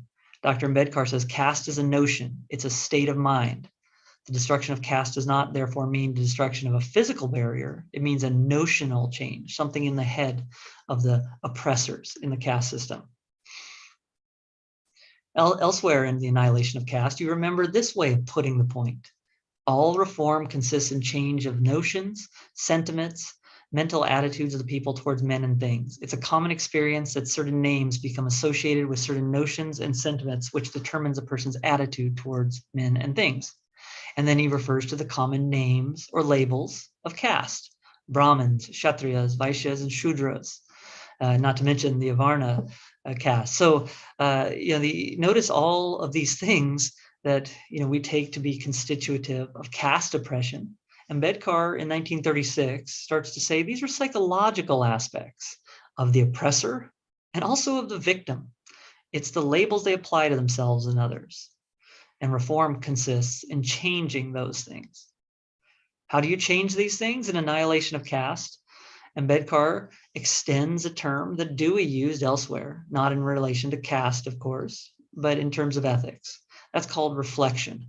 In Annihilation of Caste, Dr. Ambedkar writes, reflective thought arises only in a situation which presents a dilemma, a crisis. And then you have to go about reflecting on and solving that crisis. And that in many ways is what Dr. Ambedkar was trying to do with his shocking speech, Annihilation of Caste. He wanted the Mandal that was going to hear it to reflect on what the problems of caste really were in the gut sense, not just, say you're against caste, pay a membership fee. Of course, the Mandal cancels this speech. Let's get on to theme 2. That's a force in social democracy and Dalit emancipation. Now let's turn to another class of John Dewey's, another important class that Dewey taught all the way back to the 1890s, but it changed every year. You see, this is another reason why it's important to pay attention to details. John Dewey, for decades, taught a moral and political philosophy class at Chicago and also at Columbia universities. But Ambedkar heard a specific version of it. Now, what did he hear in this class? I've been able to identify through some various archives the notes that other students took during the class that Ambedkar sat in. How do we know this for sure? Well, a couple of the days, for instance, on your screen, you see March 10th. Dr. Ambedkar was the substitute note taker when another student couldn't take the notes. You see his name circled by myself on the computer. So in these notes, in this class, we know what Dr. Ambedkar heard. I do not know of any other class that we have, a day-by-day record of what Ambedkar heard from any of his teachers. I hope we find this for his other teachers. But this is an integral part of my story about how Dewey affected the methods and the ideas of Dr. Ambedkar's incredibly unique philosophy. So what did he hear in this class? So many things, but 2 things really stick out as influencing or being influenced by Ambedkar's later work. That is the idea of force as energy or force as violence, and then the Triumvirate of Values, which you all know so well: liberty, equality, and fraternity. Now, if you look at March 20th, 1916 in the Dewey notes taken by another student on that day, but Ambedkar most likely was sitting right next to this student in the seminar hall, Dewey explains that the concept of the moral standard, the aim, is common good, the general welfare. It's the control of the individual in the name of the common good. And then he utters liberty, equality, and fraternity. And the name fraternity means common good.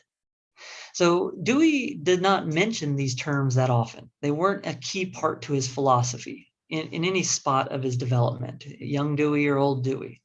But what's fascinating, right, is Ambedkar hears this mention towards the end of this year-long course in March 1916. The course would conclude like in April.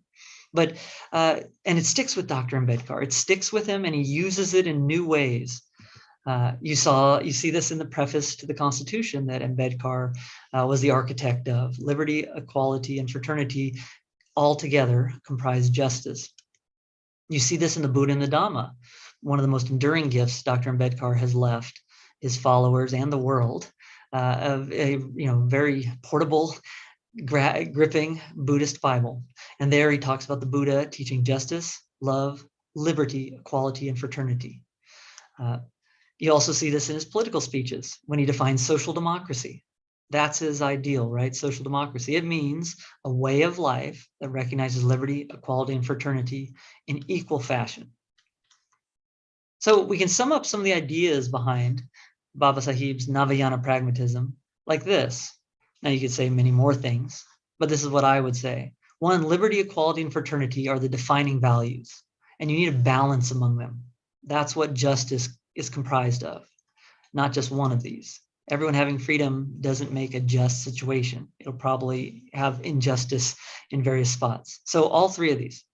It concerns both individuals, the people, the organisms that have habits and attitudes, and communities, right?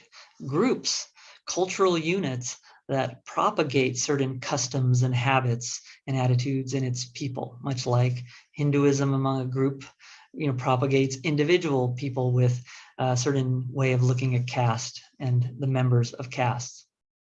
And then lastly, ideally, you want a community that has reflective individuals that can sense when new problems arise and address them, and not just be stuck in certain habitual ways of acting and speaking. Now let's look at the second theme. That's of force and reform. In 1918, Baba Sahib reviews Bertrand Russell's book, Principles of Social Reconstruction. Not many people focus on this, right? Because this is a very weird little book review. Ambedkar, to my knowledge, he didn't review any other books, but he chose to review this book. So I tend to make a big deal of this because it's just so unique. It's one of his first publications. It's actually his second publication, but it's a very early publication. And it's absolutely unique. He didn't bother to review any other book in a publication like this, that I would consider a book review. So why did he pick this one? Well, if you start looking at the book that Bertrand Russell wrote, it's fascinating. Russell is talking about World War I, and he starts to point out how each side brings the rhetoric of justice on their behalf and says the Germans are awful and evil, and we British have to overcome. And of course, the Germans are saying the exact same thing about the Brits. And the thing is, whoever wins is probably going to become as oppressive as the oppressors they were resisting in the first place. And so Russell kind of notes this, almost Hegelian kind of circle of violence. It's not fully Hegelian because Hegel tends to go somewhere with progress. But Russell, I think, is concerned that reform efforts, when they're successful, use a lot of force and eventually become just as oppressive or unjust as the unjust people they were resisting. So Ambedkar, it's fascinating. He looks at this book and he starts to reconcile Russell's point, or at least parts of it, for the Indian people that might be reading it. Again, his review was in an Indian Journal of Economics, and he uses the language, quote, the language of Dewey, his professor Dewey. And he's concerned with Indians seeing passivity and quietism as the best paths. This is right as Gandhi and the notions of satyagraha are starting to take off in India, right? So, Ambedkar's entering this interesting dialogue India is having on how much force is allowable in pursuing ends such as independence. And so in this essay, that's not so much concerned with independence, but Russell is concerned with, fighting wars against what you think is injustice. Ambedkar brings in the idea of force and says you must have some sort of force, but you want to avoid force's violence. Well, this is Dewey's concept, because that kills or destroys a lot of ends, goals that you or others hold. Usually it destroys other ends in pursuit of one end, your end, what you think is the right thing to do. So what you need instead is you need something constructive, what he calls force as energy. But you don't want to have so much force that you destroy too many ends. So if you look at those lecture notes I was mentioning to you in April of 1916, right before Ambedkar sails to London, Dewey tells his class about these types of force. He says, in the case of force, you have words which make a distinction: energy and violence. Energy is about the ability to do work. You need energy, obviously. You need force to get reform. But there's a type of reform that uses physical violence or even just extreme force that truncates other ends. And this is what Dewey is worried about. In this passage, you see, I've highlighted it. Dewey even mentions the policy of passive inaction. And he even makes a backhanded remark about nirvana, the Buddhist concept of nirvana. So you can imagine young Ambedkar seeing Dewey's limits when it comes to understanding what nirvana and Buddhism's social philosophy is about. Obviously, Dr. Ambedkar knew it much better. So the challenge for Ambedkar's thought from 1918 forward is, how do you achieve social democracy? How do you get the reforms you want? How do you get the Dalit emancipation of equality, liberty, and fraternity while maintaining the balance among all three of those values? That's the key problem as I see it in Dr. Ambedkar's thoughts. Sometimes he pushes on one of these values, equality, let's say, but in the background is the idea you can't sacrifice any of these other values for equality in the long run, and still achieve your ideal. Now let's talk about theme 3. This is that last theme. And this is the idea that Buddhism, especially in Dr. Ambedkar's later years, so the 40s to some extent, but especially in the 1950s, Buddhism becomes an intelligent means of reform.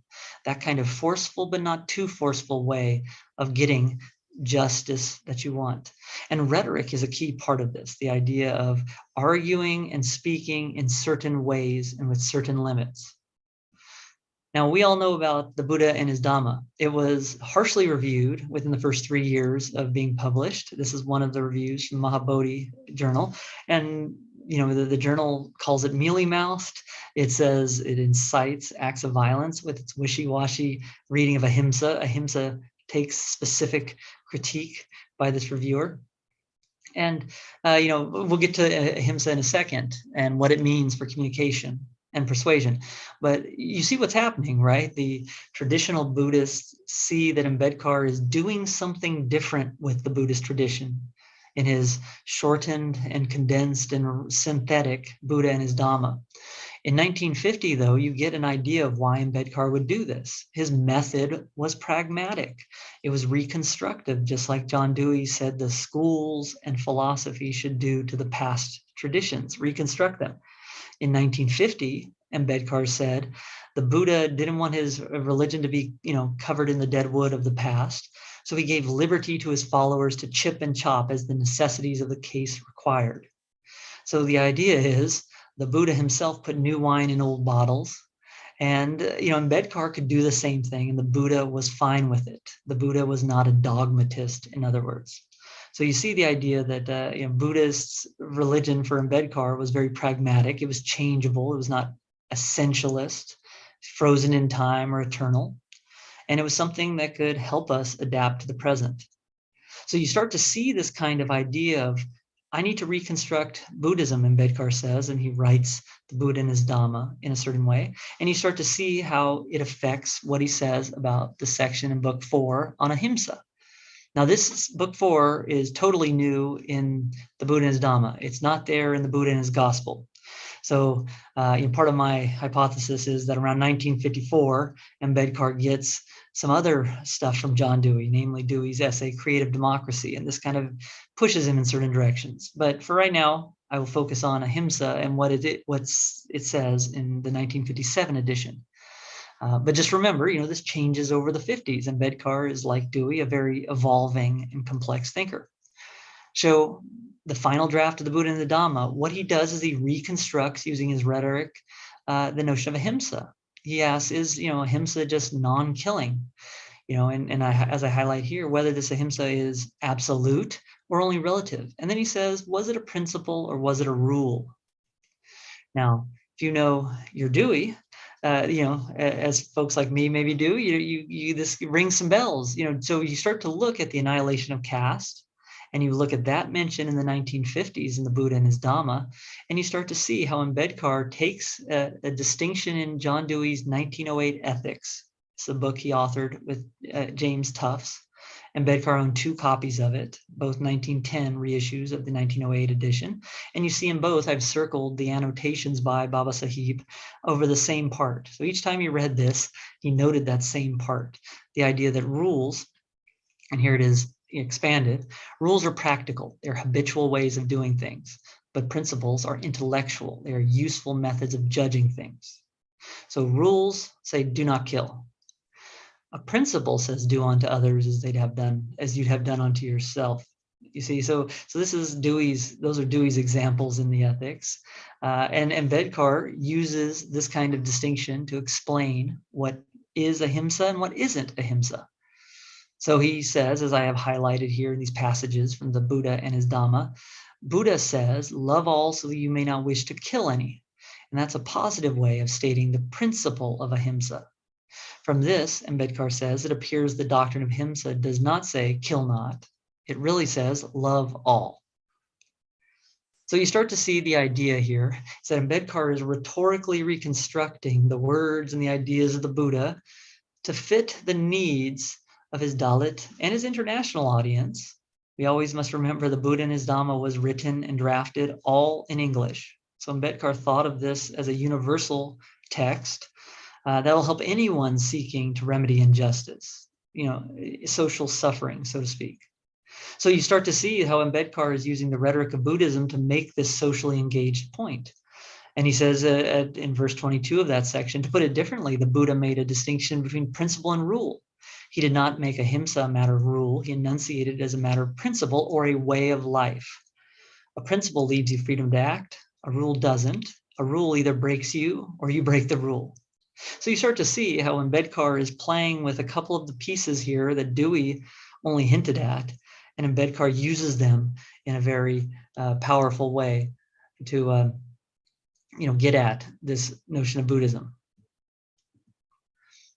So what Navayana Buddhism starts to do in my reading is it uses tools like ahimsa to become a principle of religion.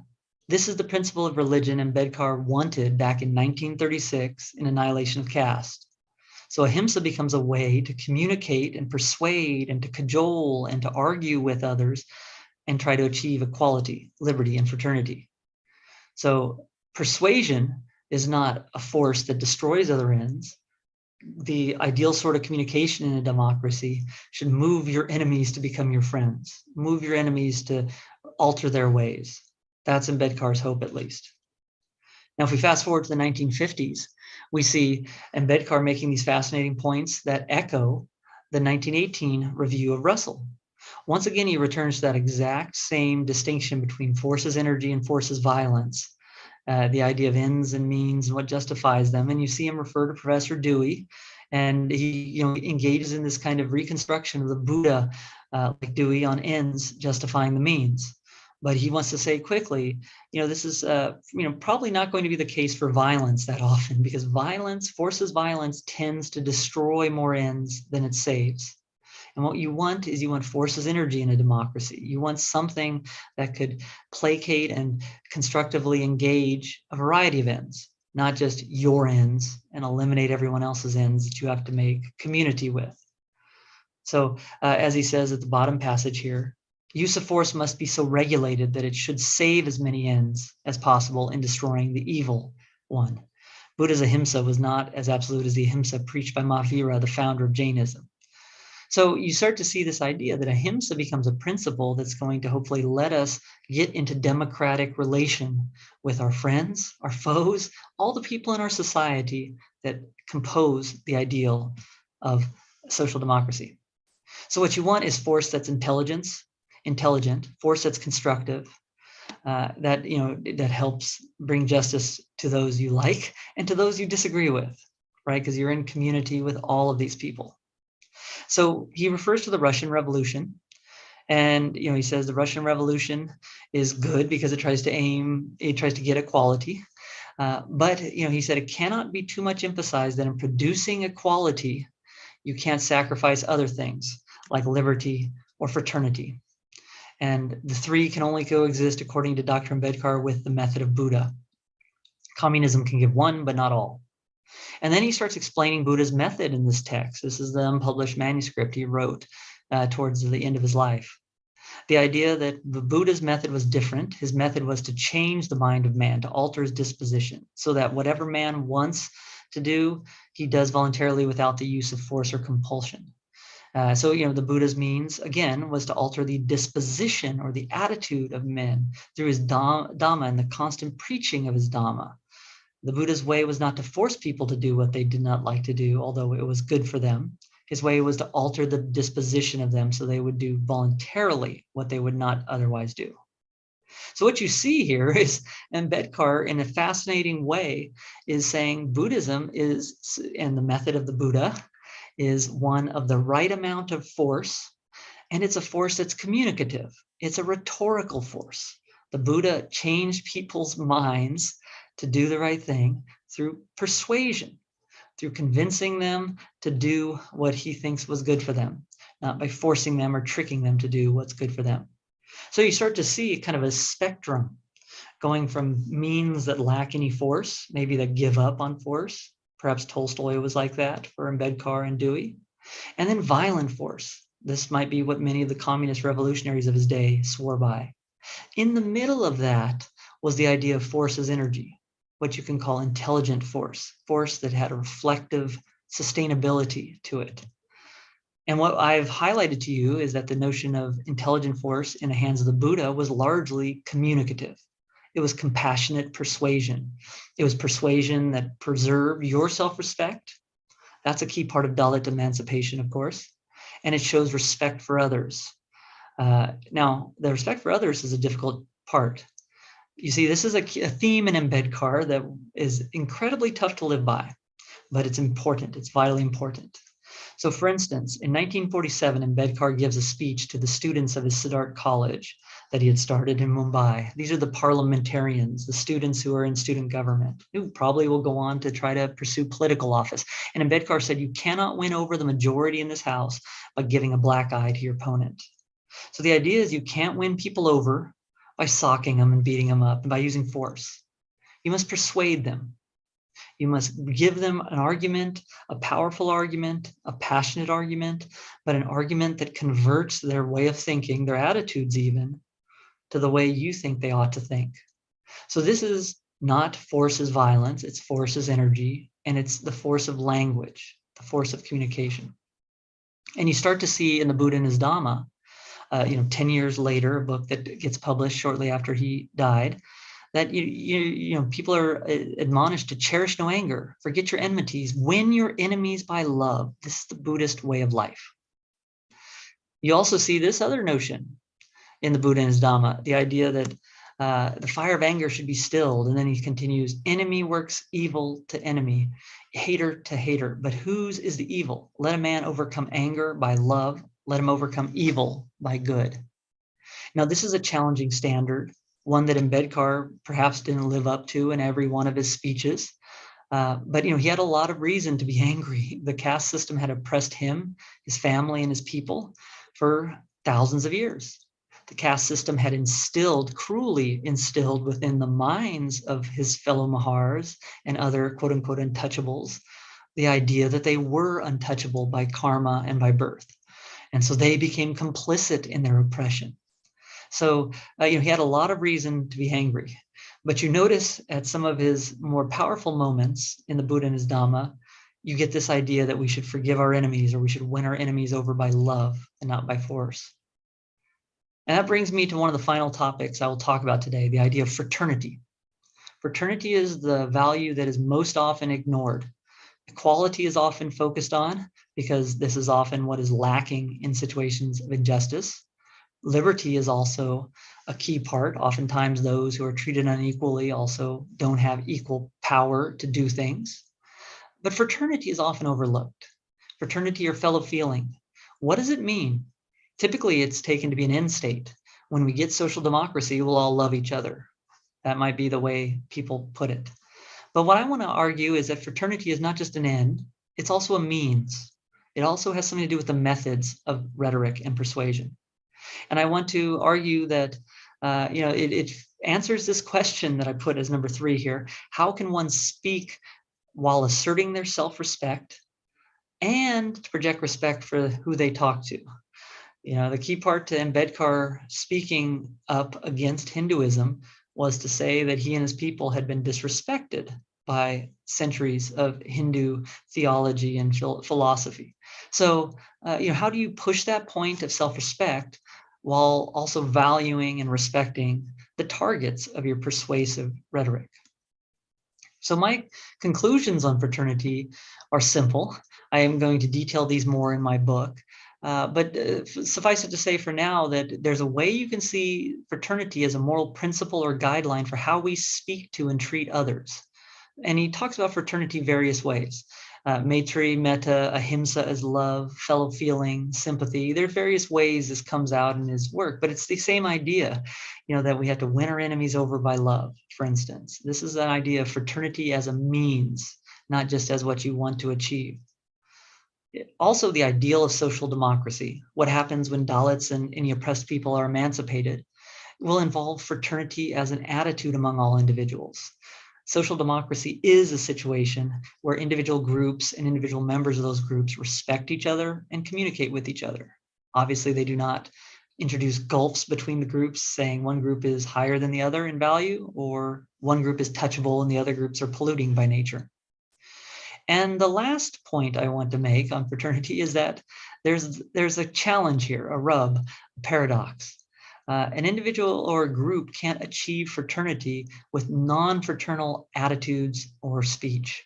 That seems to be what Ambedkar is saying when he castigates those who would use hate on those who hate, or evil to those enemies who do us evil. I think what he's getting at here is the stuff he saw as a young student in Bertrand Russell, the cycle of injustice. Reformers that are committed too much to the gospel of force and violence become the new oppressors. If they are successful, they become that which someone else will resist. So, starting to conclude here, rhetoric can serve Dalit emancipation. Persuasion, communication can serve Dalit emancipation. But the ideal must be to achieve liberty and equality with fraternity. And that means you try to create a community animated by shared interests and respectful individuals. They may disagree over things, but the idea is they have some baseline level of respect for each other. That's Dewey's idea, and that's also Ambedkar's ideal of social democracy and its communities. And you also see that pursuits for this sort of emancipated state, for Dalits or anyone else, must maintain and nurture the basis of community and accept the limits to our will and power. This seems to be a tragic aspect to Dr. Ambedkar. We all should push the caravan forward, but Ambedkar, I believe, is not committed to the idea that any one of us could make the caravan go to its final destination and stay there. It's a continual process, and you must understand it will be limited at certain points. So to sum up, socially engaged philosophy is what Dr. Ambedkar's views are focusing on. He engages the problems of habits and attitudes. He wants to supply things like ahimsa as principles for us to use to engage others through communication, etc. And lastly, there's no guarantee the project of emancipation will be successful, but organizing and using rhetoric and using persuasion in the right ways and not violence give us the grounds for hope. That's what I see as Dr. Ambedkar's enduring message. There's no certainty in life, but there can be hope, and we should act in accordance to that. So I'd like to thank you for your attention to my rambling persuasion efforts here, and thank you for listening. Jai Bhim, my friends. Thank you very much, Professor Sahib, for a very brilliant talk connecting the rhetoric to Dalit emancipation in India. So it was a very beautiful talk and very well done. And now may I invite questions from the audience and from the viewers. I think how much time can you take, Professor Sahib? How much time will you allow us for questions? 20 minutes or so would be fine. I'm still awake. I haven't fallen asleep, so this is all good. Yes. Any questions from the audience or the viewers?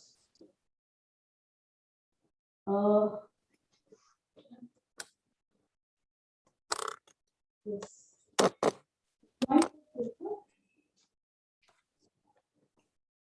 There's a question from audience. He's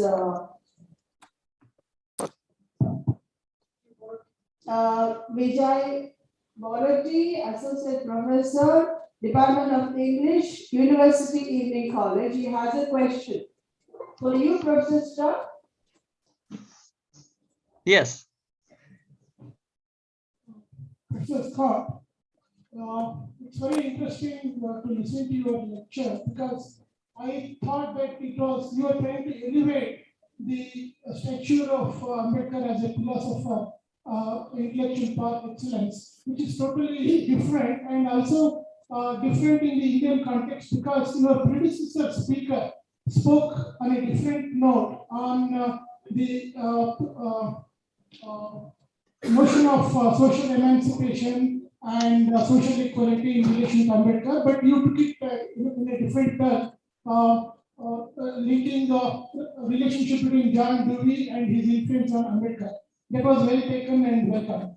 But I was also wondering that on another account, I'm also trying to do research on the relationship between Black Harlem movement and its relationship with Indians. So in that context, I was wondering what could have been Harlem Renaissance or Harlem movement on Ambedkar, because we don't find much evidence of Ambedkar trying to engage with the Harlem movement except his correspondence with Du Bois. Okay, so I'm wondering what was his take on Ambedkar's take on Harlem movement, which was very much in its heyday during 1920s and 30s in America. Can you throw light on that? Yeah, not much light, but that's a wonderful question. I mean, that's something I've asked before, which is, I wish he had a diary from his day-by-day routine at Columbia University. Surely he walked through Harlem. Surely he saw, oppression in the U.S., even though he liked the U.S. better than his social life in India. He was not an untouchable even in Harlem. But at any rate, I have not found much evidence of that. So, the Du Bois letter comes in 1940s. So it's well along. I mean, there are articles in Mook Nayak and his early newspapers where he compares the problems of American Blacks with, his fellow Dalits. But there he seems more interested in saying, there's an evilness to slavery and mental slavery. He's not reflecting on his experience of what he saw specifically in Harlem. So yes, sir, that's a great question. And I hope someone in the audience out there takes it and finds the documents at Columbia University. Maybe there are such archival bits out there. Yeah, my question stems from the fact that there is an increasing amount of research which tries to understand the relationship between Dalits and Black activism, especially Dalit writings and African writings, which is having its own problematics. In the sense, it has its own limitations as far as I know, because given the social realities and structure of Indian societies and the writings which come out of such realities, there is a limit to understand the when we make comparison between Dalit writings and African writings. But it has become a trend in the Indian departments, especially English department. So in the backdrop of this one, I was trying to understand the relationship between Ambedkar and Harlem movement. So I didn't find anything Ambedkar speaking about this Harlem movement except his correspondence with that. I'm wondering, was that a deliberate elision on part of Ambedkar, or can you say something more about that? Yes, and now I see your question now, sir. There's kind of two levels here, right? There's the historic level. What evidence do we have about specific ways that Ambedkar reacted to, let's say, the Harlem Renaissance or, racism in the U.S.? And then there's the other level, which I think most of the scholarship now runs with, which is what kinds of commonalities or useful syntheses can we make between the struggle against racism and the struggle against casteism? So like Isabel Wilkerson's wonderful book, Caste, a lot of people have critiques of it, and that's fair. There are obviously differences between caste and race when it comes to how they function and their metaphysics. But her book has done a wonderful job of getting caste on the radar screens of American academics who are so often focused on race. So there's a lot of this constructive, allyship, I think, happening now between the two. So, and that's not limited by us finding letters about the Harlem Renaissance or whatever by Ambedkar. So, I hope people keep digging on the historical story of Ambedkar and his experiences in New York. But I hope other people keep making these kind of connections between caste and race so we can address both problems. Yes, thank you. Can Kashinath Ranveer, Professor Kashinath Ranveer, does he have any question to Professor Stroud? Yes, sir, can you unmute your phone? I have a question for Professor Stroud. Because, you know, if one can resist to meteorology. I see one in the chat, Professor Rani. It says, how do you see Dr. Ambedkar's philosophy in the context of culture, especially Indian context? My answer to that, my short answer would be, you know, his philosophy is very unique. It's a hybrid philosophy, right? He's a Buddhist, but not just like the other forms of Buddhism. So he's a Buddhist who draws upon Dewey and Western translators of the Buddhist texts. So in many ways, he's not just Indian. He's not just Western. So you know, he's kind of this hybrid figure in the Indian culture, different from other Buddhist writers even. Yes, I think Professor Kashinath Ranveer has a question for Professor Stroud. Can sir unmute the phone and have a question for Professor Stroud? So you'll have to unmute your phone, sir. Kashinath Ranveer, you'll have to unmute your phone and have a question for Stroud. I think you answered that question. It's in written form. There's written it in the chat box. The answer is.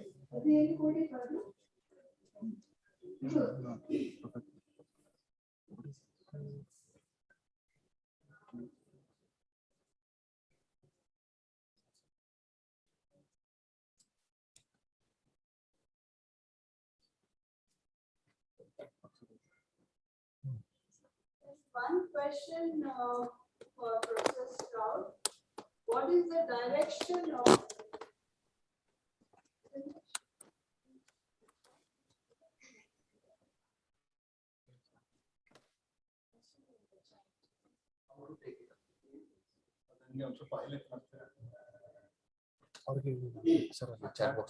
There's one question for Professor Stroud by Mahesh. I think. What is the direction we should take as a society to educate caste system in India? Eradicate, because I can't see that side. What is the direction we should take as a society to eradicate caste system in India? This is a question to Professor Stroud. Yes, a very easy question. But that's not an easy question, but it's very difficult. Oh yes, I'm joking, of course. That is a very important question, and it's a very difficult question, and it's a question that I'm not able to answer fully. I mean, in many ways, the oppressed by the caste system must, you know, take a lead in crafting the answer to that. My guess would be that we need to continue to see vigorous Dalit advocacy. Otherwise, you know, the progression of attitudes over time and how they change will slow down. You know, so Dalit groups must continue to advocate for their rights, to advocate for their interests. But, you know, being a democracy, no one gets everything they want in India, just like in the United States. This is the nature of democracy. You don't win every battle. You know, I think Ambedkar realized this. He lost many times, elections, parliamentary votes. You know, there were times he didn't get his way or he had to compromise. That's, you know, usually better than just losing. So, you know, this is one thing I think might be part of the answer to that question is vigorous advocacy combined with trying to maintain some sort of respect among those that don't even respect you sometimes. You know, so the individuals that are, you know, the most casteist, you know, do you just totally disrespect them? This is, you know, the similar challenges are here in the US. You know, some people are unabashedly white supremacists, you know, and the question is, if they're racist, do you just write them off? You know, and the Deweyan part of my philosophy says, no, we are living next to people who might be racist, let's say. We need to bring them on board in our community. You know, they're here with us in a form of community. We can't just ignore them. So let's try to reform them, persuade them, change things a bit, even if we don't change it 100%. So this is the idea of democracy and change. And I think that might be part of the answer in caste. It's going to be a slow process, but it's going to require energy. But again, it's going to be up to the groups in India to solve this. This is India's challenge, just like America has its own challenges. So, Professor Stroud, I believe there are questions in what is called the chat box. You can pick out the questions and answer. Yes, and if you see ones on YouTube, I'm not watching YouTube, so you can read those out loud. But I see one about the relationship of constitution and spiritualism. This is an interesting question, right? Because this is a direct message to me, I guess, so others don't see it. But Ambedkar, towards the end of his life, focuses more on what could be called spiritualism, at least Buddhist spiritualism, the spiritual quest of reforming yourself and community. But in many ways, democracy is, connected to what he loves in Buddhism. The idea of it's a way of pursuing equality, fraternity, and liberty. So, when he talks in Buddhism or when he writes the preamble, he's kind of pointing in the same direction. So I think there's a connection, even though the Constitution is not Buddhist per se or spiritual per se, it still has these important values, that Dewey mentioned and Ambedkar really emphasized: liberty, equality, and fraternity.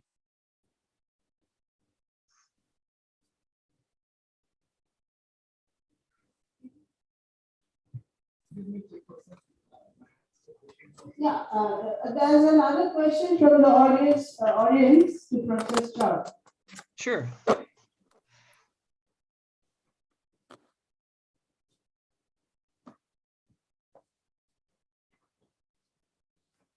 Can you introduce yourself and then read it?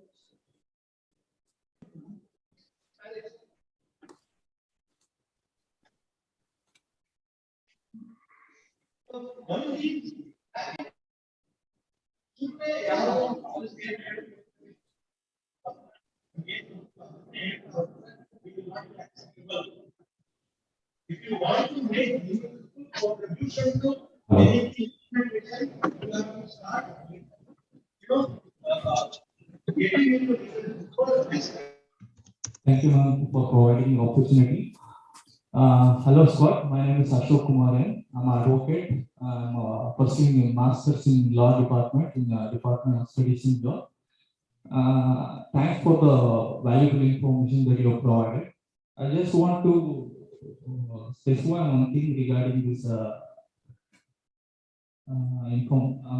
the information what you have provided, sir. And before coming to this webinar, I was reading Ambedkar's Buddha and Karl Marx thesis, where he mentioned war is wrong unless it is for truth and justice. He mentioned war is wrong unless it is for truth and justice. And as per the title goes, it reads as Dalit voice, constitution, literature, and society. My point is, as an advocate, the government of Karnataka has prohibited the use of Dalit in any kind, in any forms, in any kinds, because it denigrates the humanity. Dalit indicates a backwardness. Most of the students who come from those community whom I have interviewed, they are no more wants to be identified as a backward, even though they have experienced the kind of discrimination. They are superior in terms of knowledge, everything, and being inferior by showing them as inferior, whether as per the Baba Sahib Ambedkar told, the war can be whether it can be won by them. Sir? Means my point is specifically is whether the use of Dalit is relevant to the present time, because it requires reflection from the literatures. literate, because it comes from the literate, those who have wrote, sir, because it's nowhere mentioned in the constitution of our India. And Ambedkar's, if we go through the readings of Ambedkar, he has no mentioned nowhere like Dalits. He mentioned specifically as a depressed class. So it requires yours notice as well as the convenience notice, sir. Thank you. Yes, thank you, sir. That's a great question. And yeah, it's different from racial terms in the US because, like you say, Dalit has a kind of negative sense to it, crushed. On the other hand, Dalit is self-chosen for the most part, right? The oppressed groups have taken it on as a moniker, and one that replaces an even worse term, untouchable, or its equivalent. So, in some ways it's a bad term. In other ways, it evinces hope. And unlike Harijan, it's self-chosen. So it's the start of using your own assertiveness in social matters. So, I can see the dilemma. I personally would say if groups want to use it, if Dalits want to self-identify as this and call their literature Dalit literature, I have no problem with that. As my own opinion on it. As a matter of fact, I think more power to them, because what this battle is a battle of is largely respect. I think Ambedkar realized that. Periyar realized this. The idea that half of the battle is to get your own mindset such that you respect where you are, and that's a choice of will. That's an exercise of individual agency. That's you taking communication and using it in certain ways and not having other people talk to you only in one disrespectful way. So again, if Dalit is a chosen term, let the people that want to use it. I don't see why a government should forbid it. You see, even with good intentions, to avoid the problem, don't say the word. Well, the problem is deeper than the word.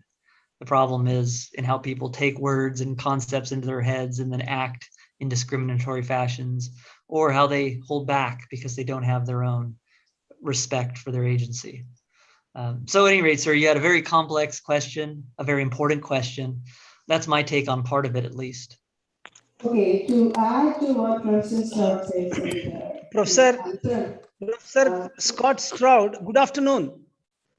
Hello, sir. Good afternoon. I am Mahadeva. I was part of the Department of English in the last 2 years. Now I am calling you from home.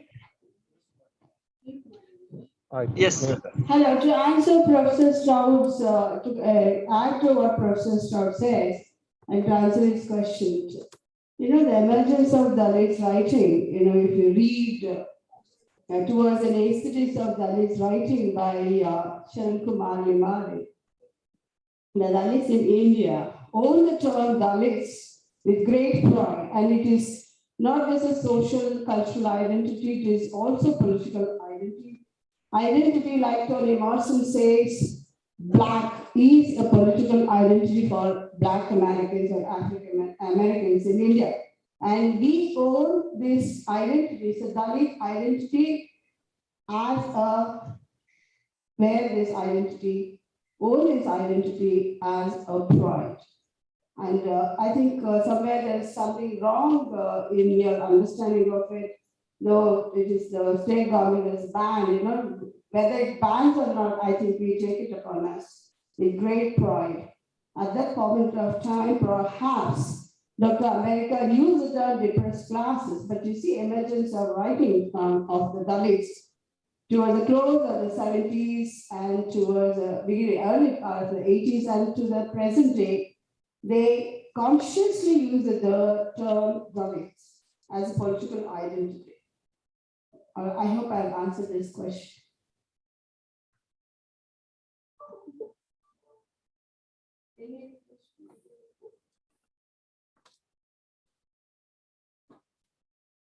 There was someone on Zoom that wanted to ask a question too, Professor Rani.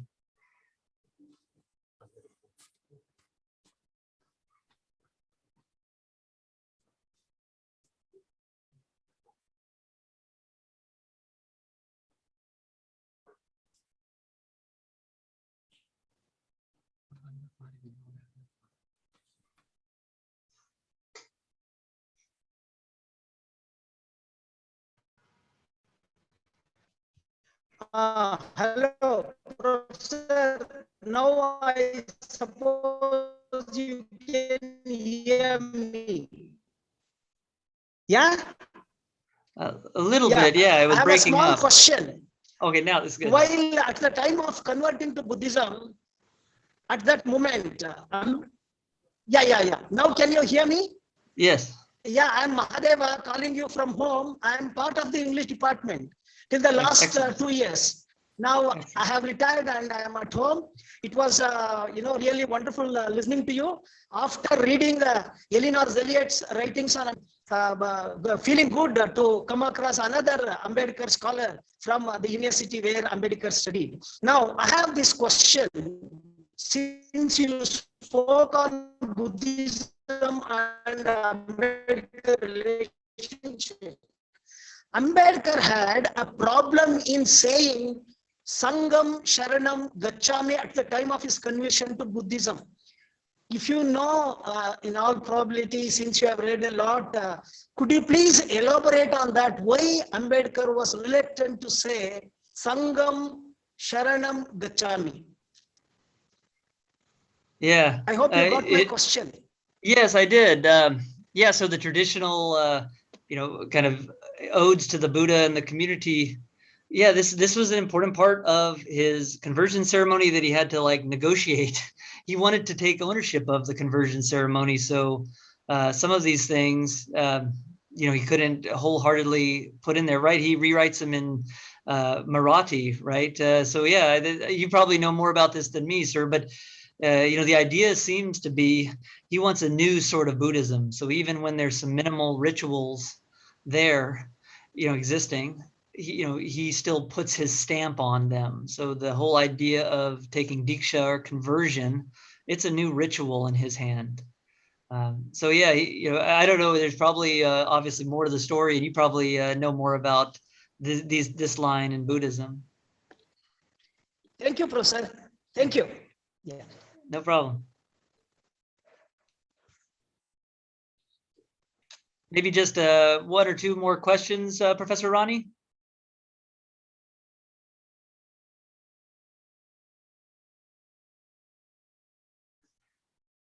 I see one in the chat that's a very difficult but important one about, I talked persuasion of other social groups, but there's also Dalits complaining about appropriation. Where's the line? Yes, this is always a challenge, right? Part of the democratic ideal in the US is integration among groups, interaction, but oftentimes there becomes situations where you say, someone is appropriating reggae music or taking African-American blues, and white artists who don't have the same poverty are suffering are playing the blues. And so this is something that needs to be negotiated. And the only my opinion on it, not that it matters, the groups have to figure this out themselves, but it seems like the challenge is always to be maximally useful. So if your strategy of engaging enemies makes stronger enemies or more recalcitrant enemies, this is not a good strategy if your goal is democracy, of creating a community and not just running people out. So as you negotiate these things over Twitter, let's say, of appropriation, Twitter is prone to more heat than light, but this is something I think Ambedkar, if he was on Twitter, he would probably emphasize the line of love your enemies, or don't do enmity to your enemies. Try to show them love some way, even if you're being critical. Try to show them love. I don't know. This is a very tough issue. I'm glad someone brought it up, because there's tensions within the Dalit community, just as within between the Dalit community and other Hindu communities, let's say. There's one more, I think one last question you can take, Professor. Sure. It says, a role in selecting the text of writer and distinguishing it. Text written by Ambedkar as well as other Dalit writers were discriminated to an extent. What are the remedies to overcome it? I don't know if you can answer this, but still. Yeah, so this is a question about the texts of Dr. Ambedkar. Yeah, there's a fascinating story. I know you all know it better than I, but it took lawsuits and decades to get Dr. Ambedkar's works published. And so, this maybe was overt bias. Maybe this was implicit bias and just ignoring things. But clearly, Dalit literature is, fighting what we call in English an uphill battle. It's not an easy struggle. There aren't many houses that publish Dalit literature. There are more than there used to be. That's good. But, this is a challenge. What are remedies to overcome this? One thing we all can do is try to purchase books, by Dalits. I try to do this. It's tough to get books from India over here in the US, but the ones I can get, I try to buy Dalit autobiographies. Someday I'll write on these. I know my friend, Dr. Christopher Queen, is writing on Dalit autobiographies. So, you do what you can. In my case, it's spend a little bit of money on books and write on things. And so right now I'm focused on getting Dr. Ambedkar and his literature more press in the US. A lot of people know Dr. Ambedkar in India, but not many know him in America. They all know Gandhi, but they haven't heard this Ambedkar person.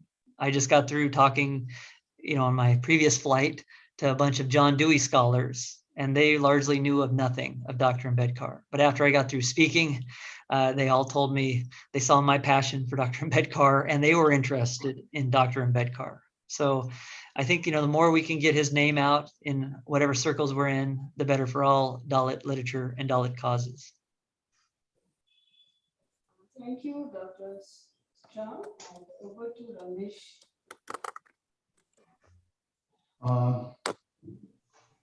Professor Stroud, I know how it is difficult to stay up because I myself had a very late night, and I'll make this very fast for you. And it's my duty here to propose a word of thanks.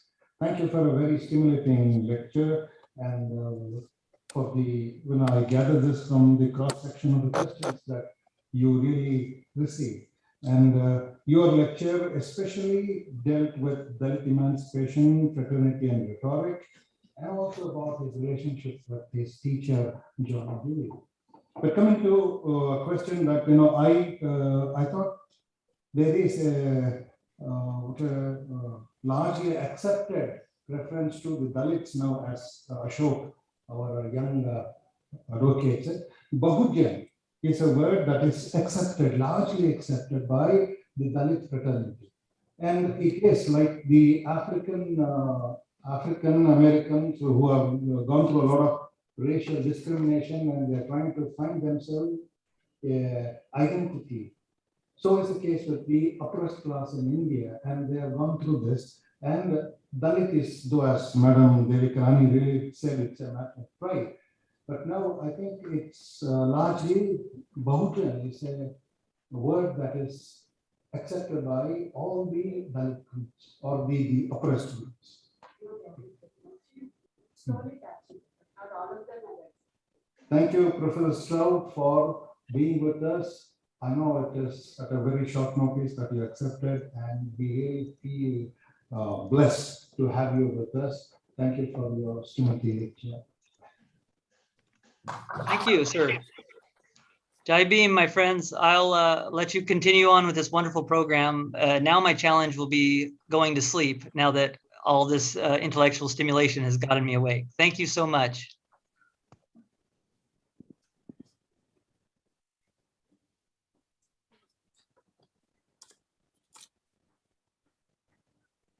Yes, now we break for lunch.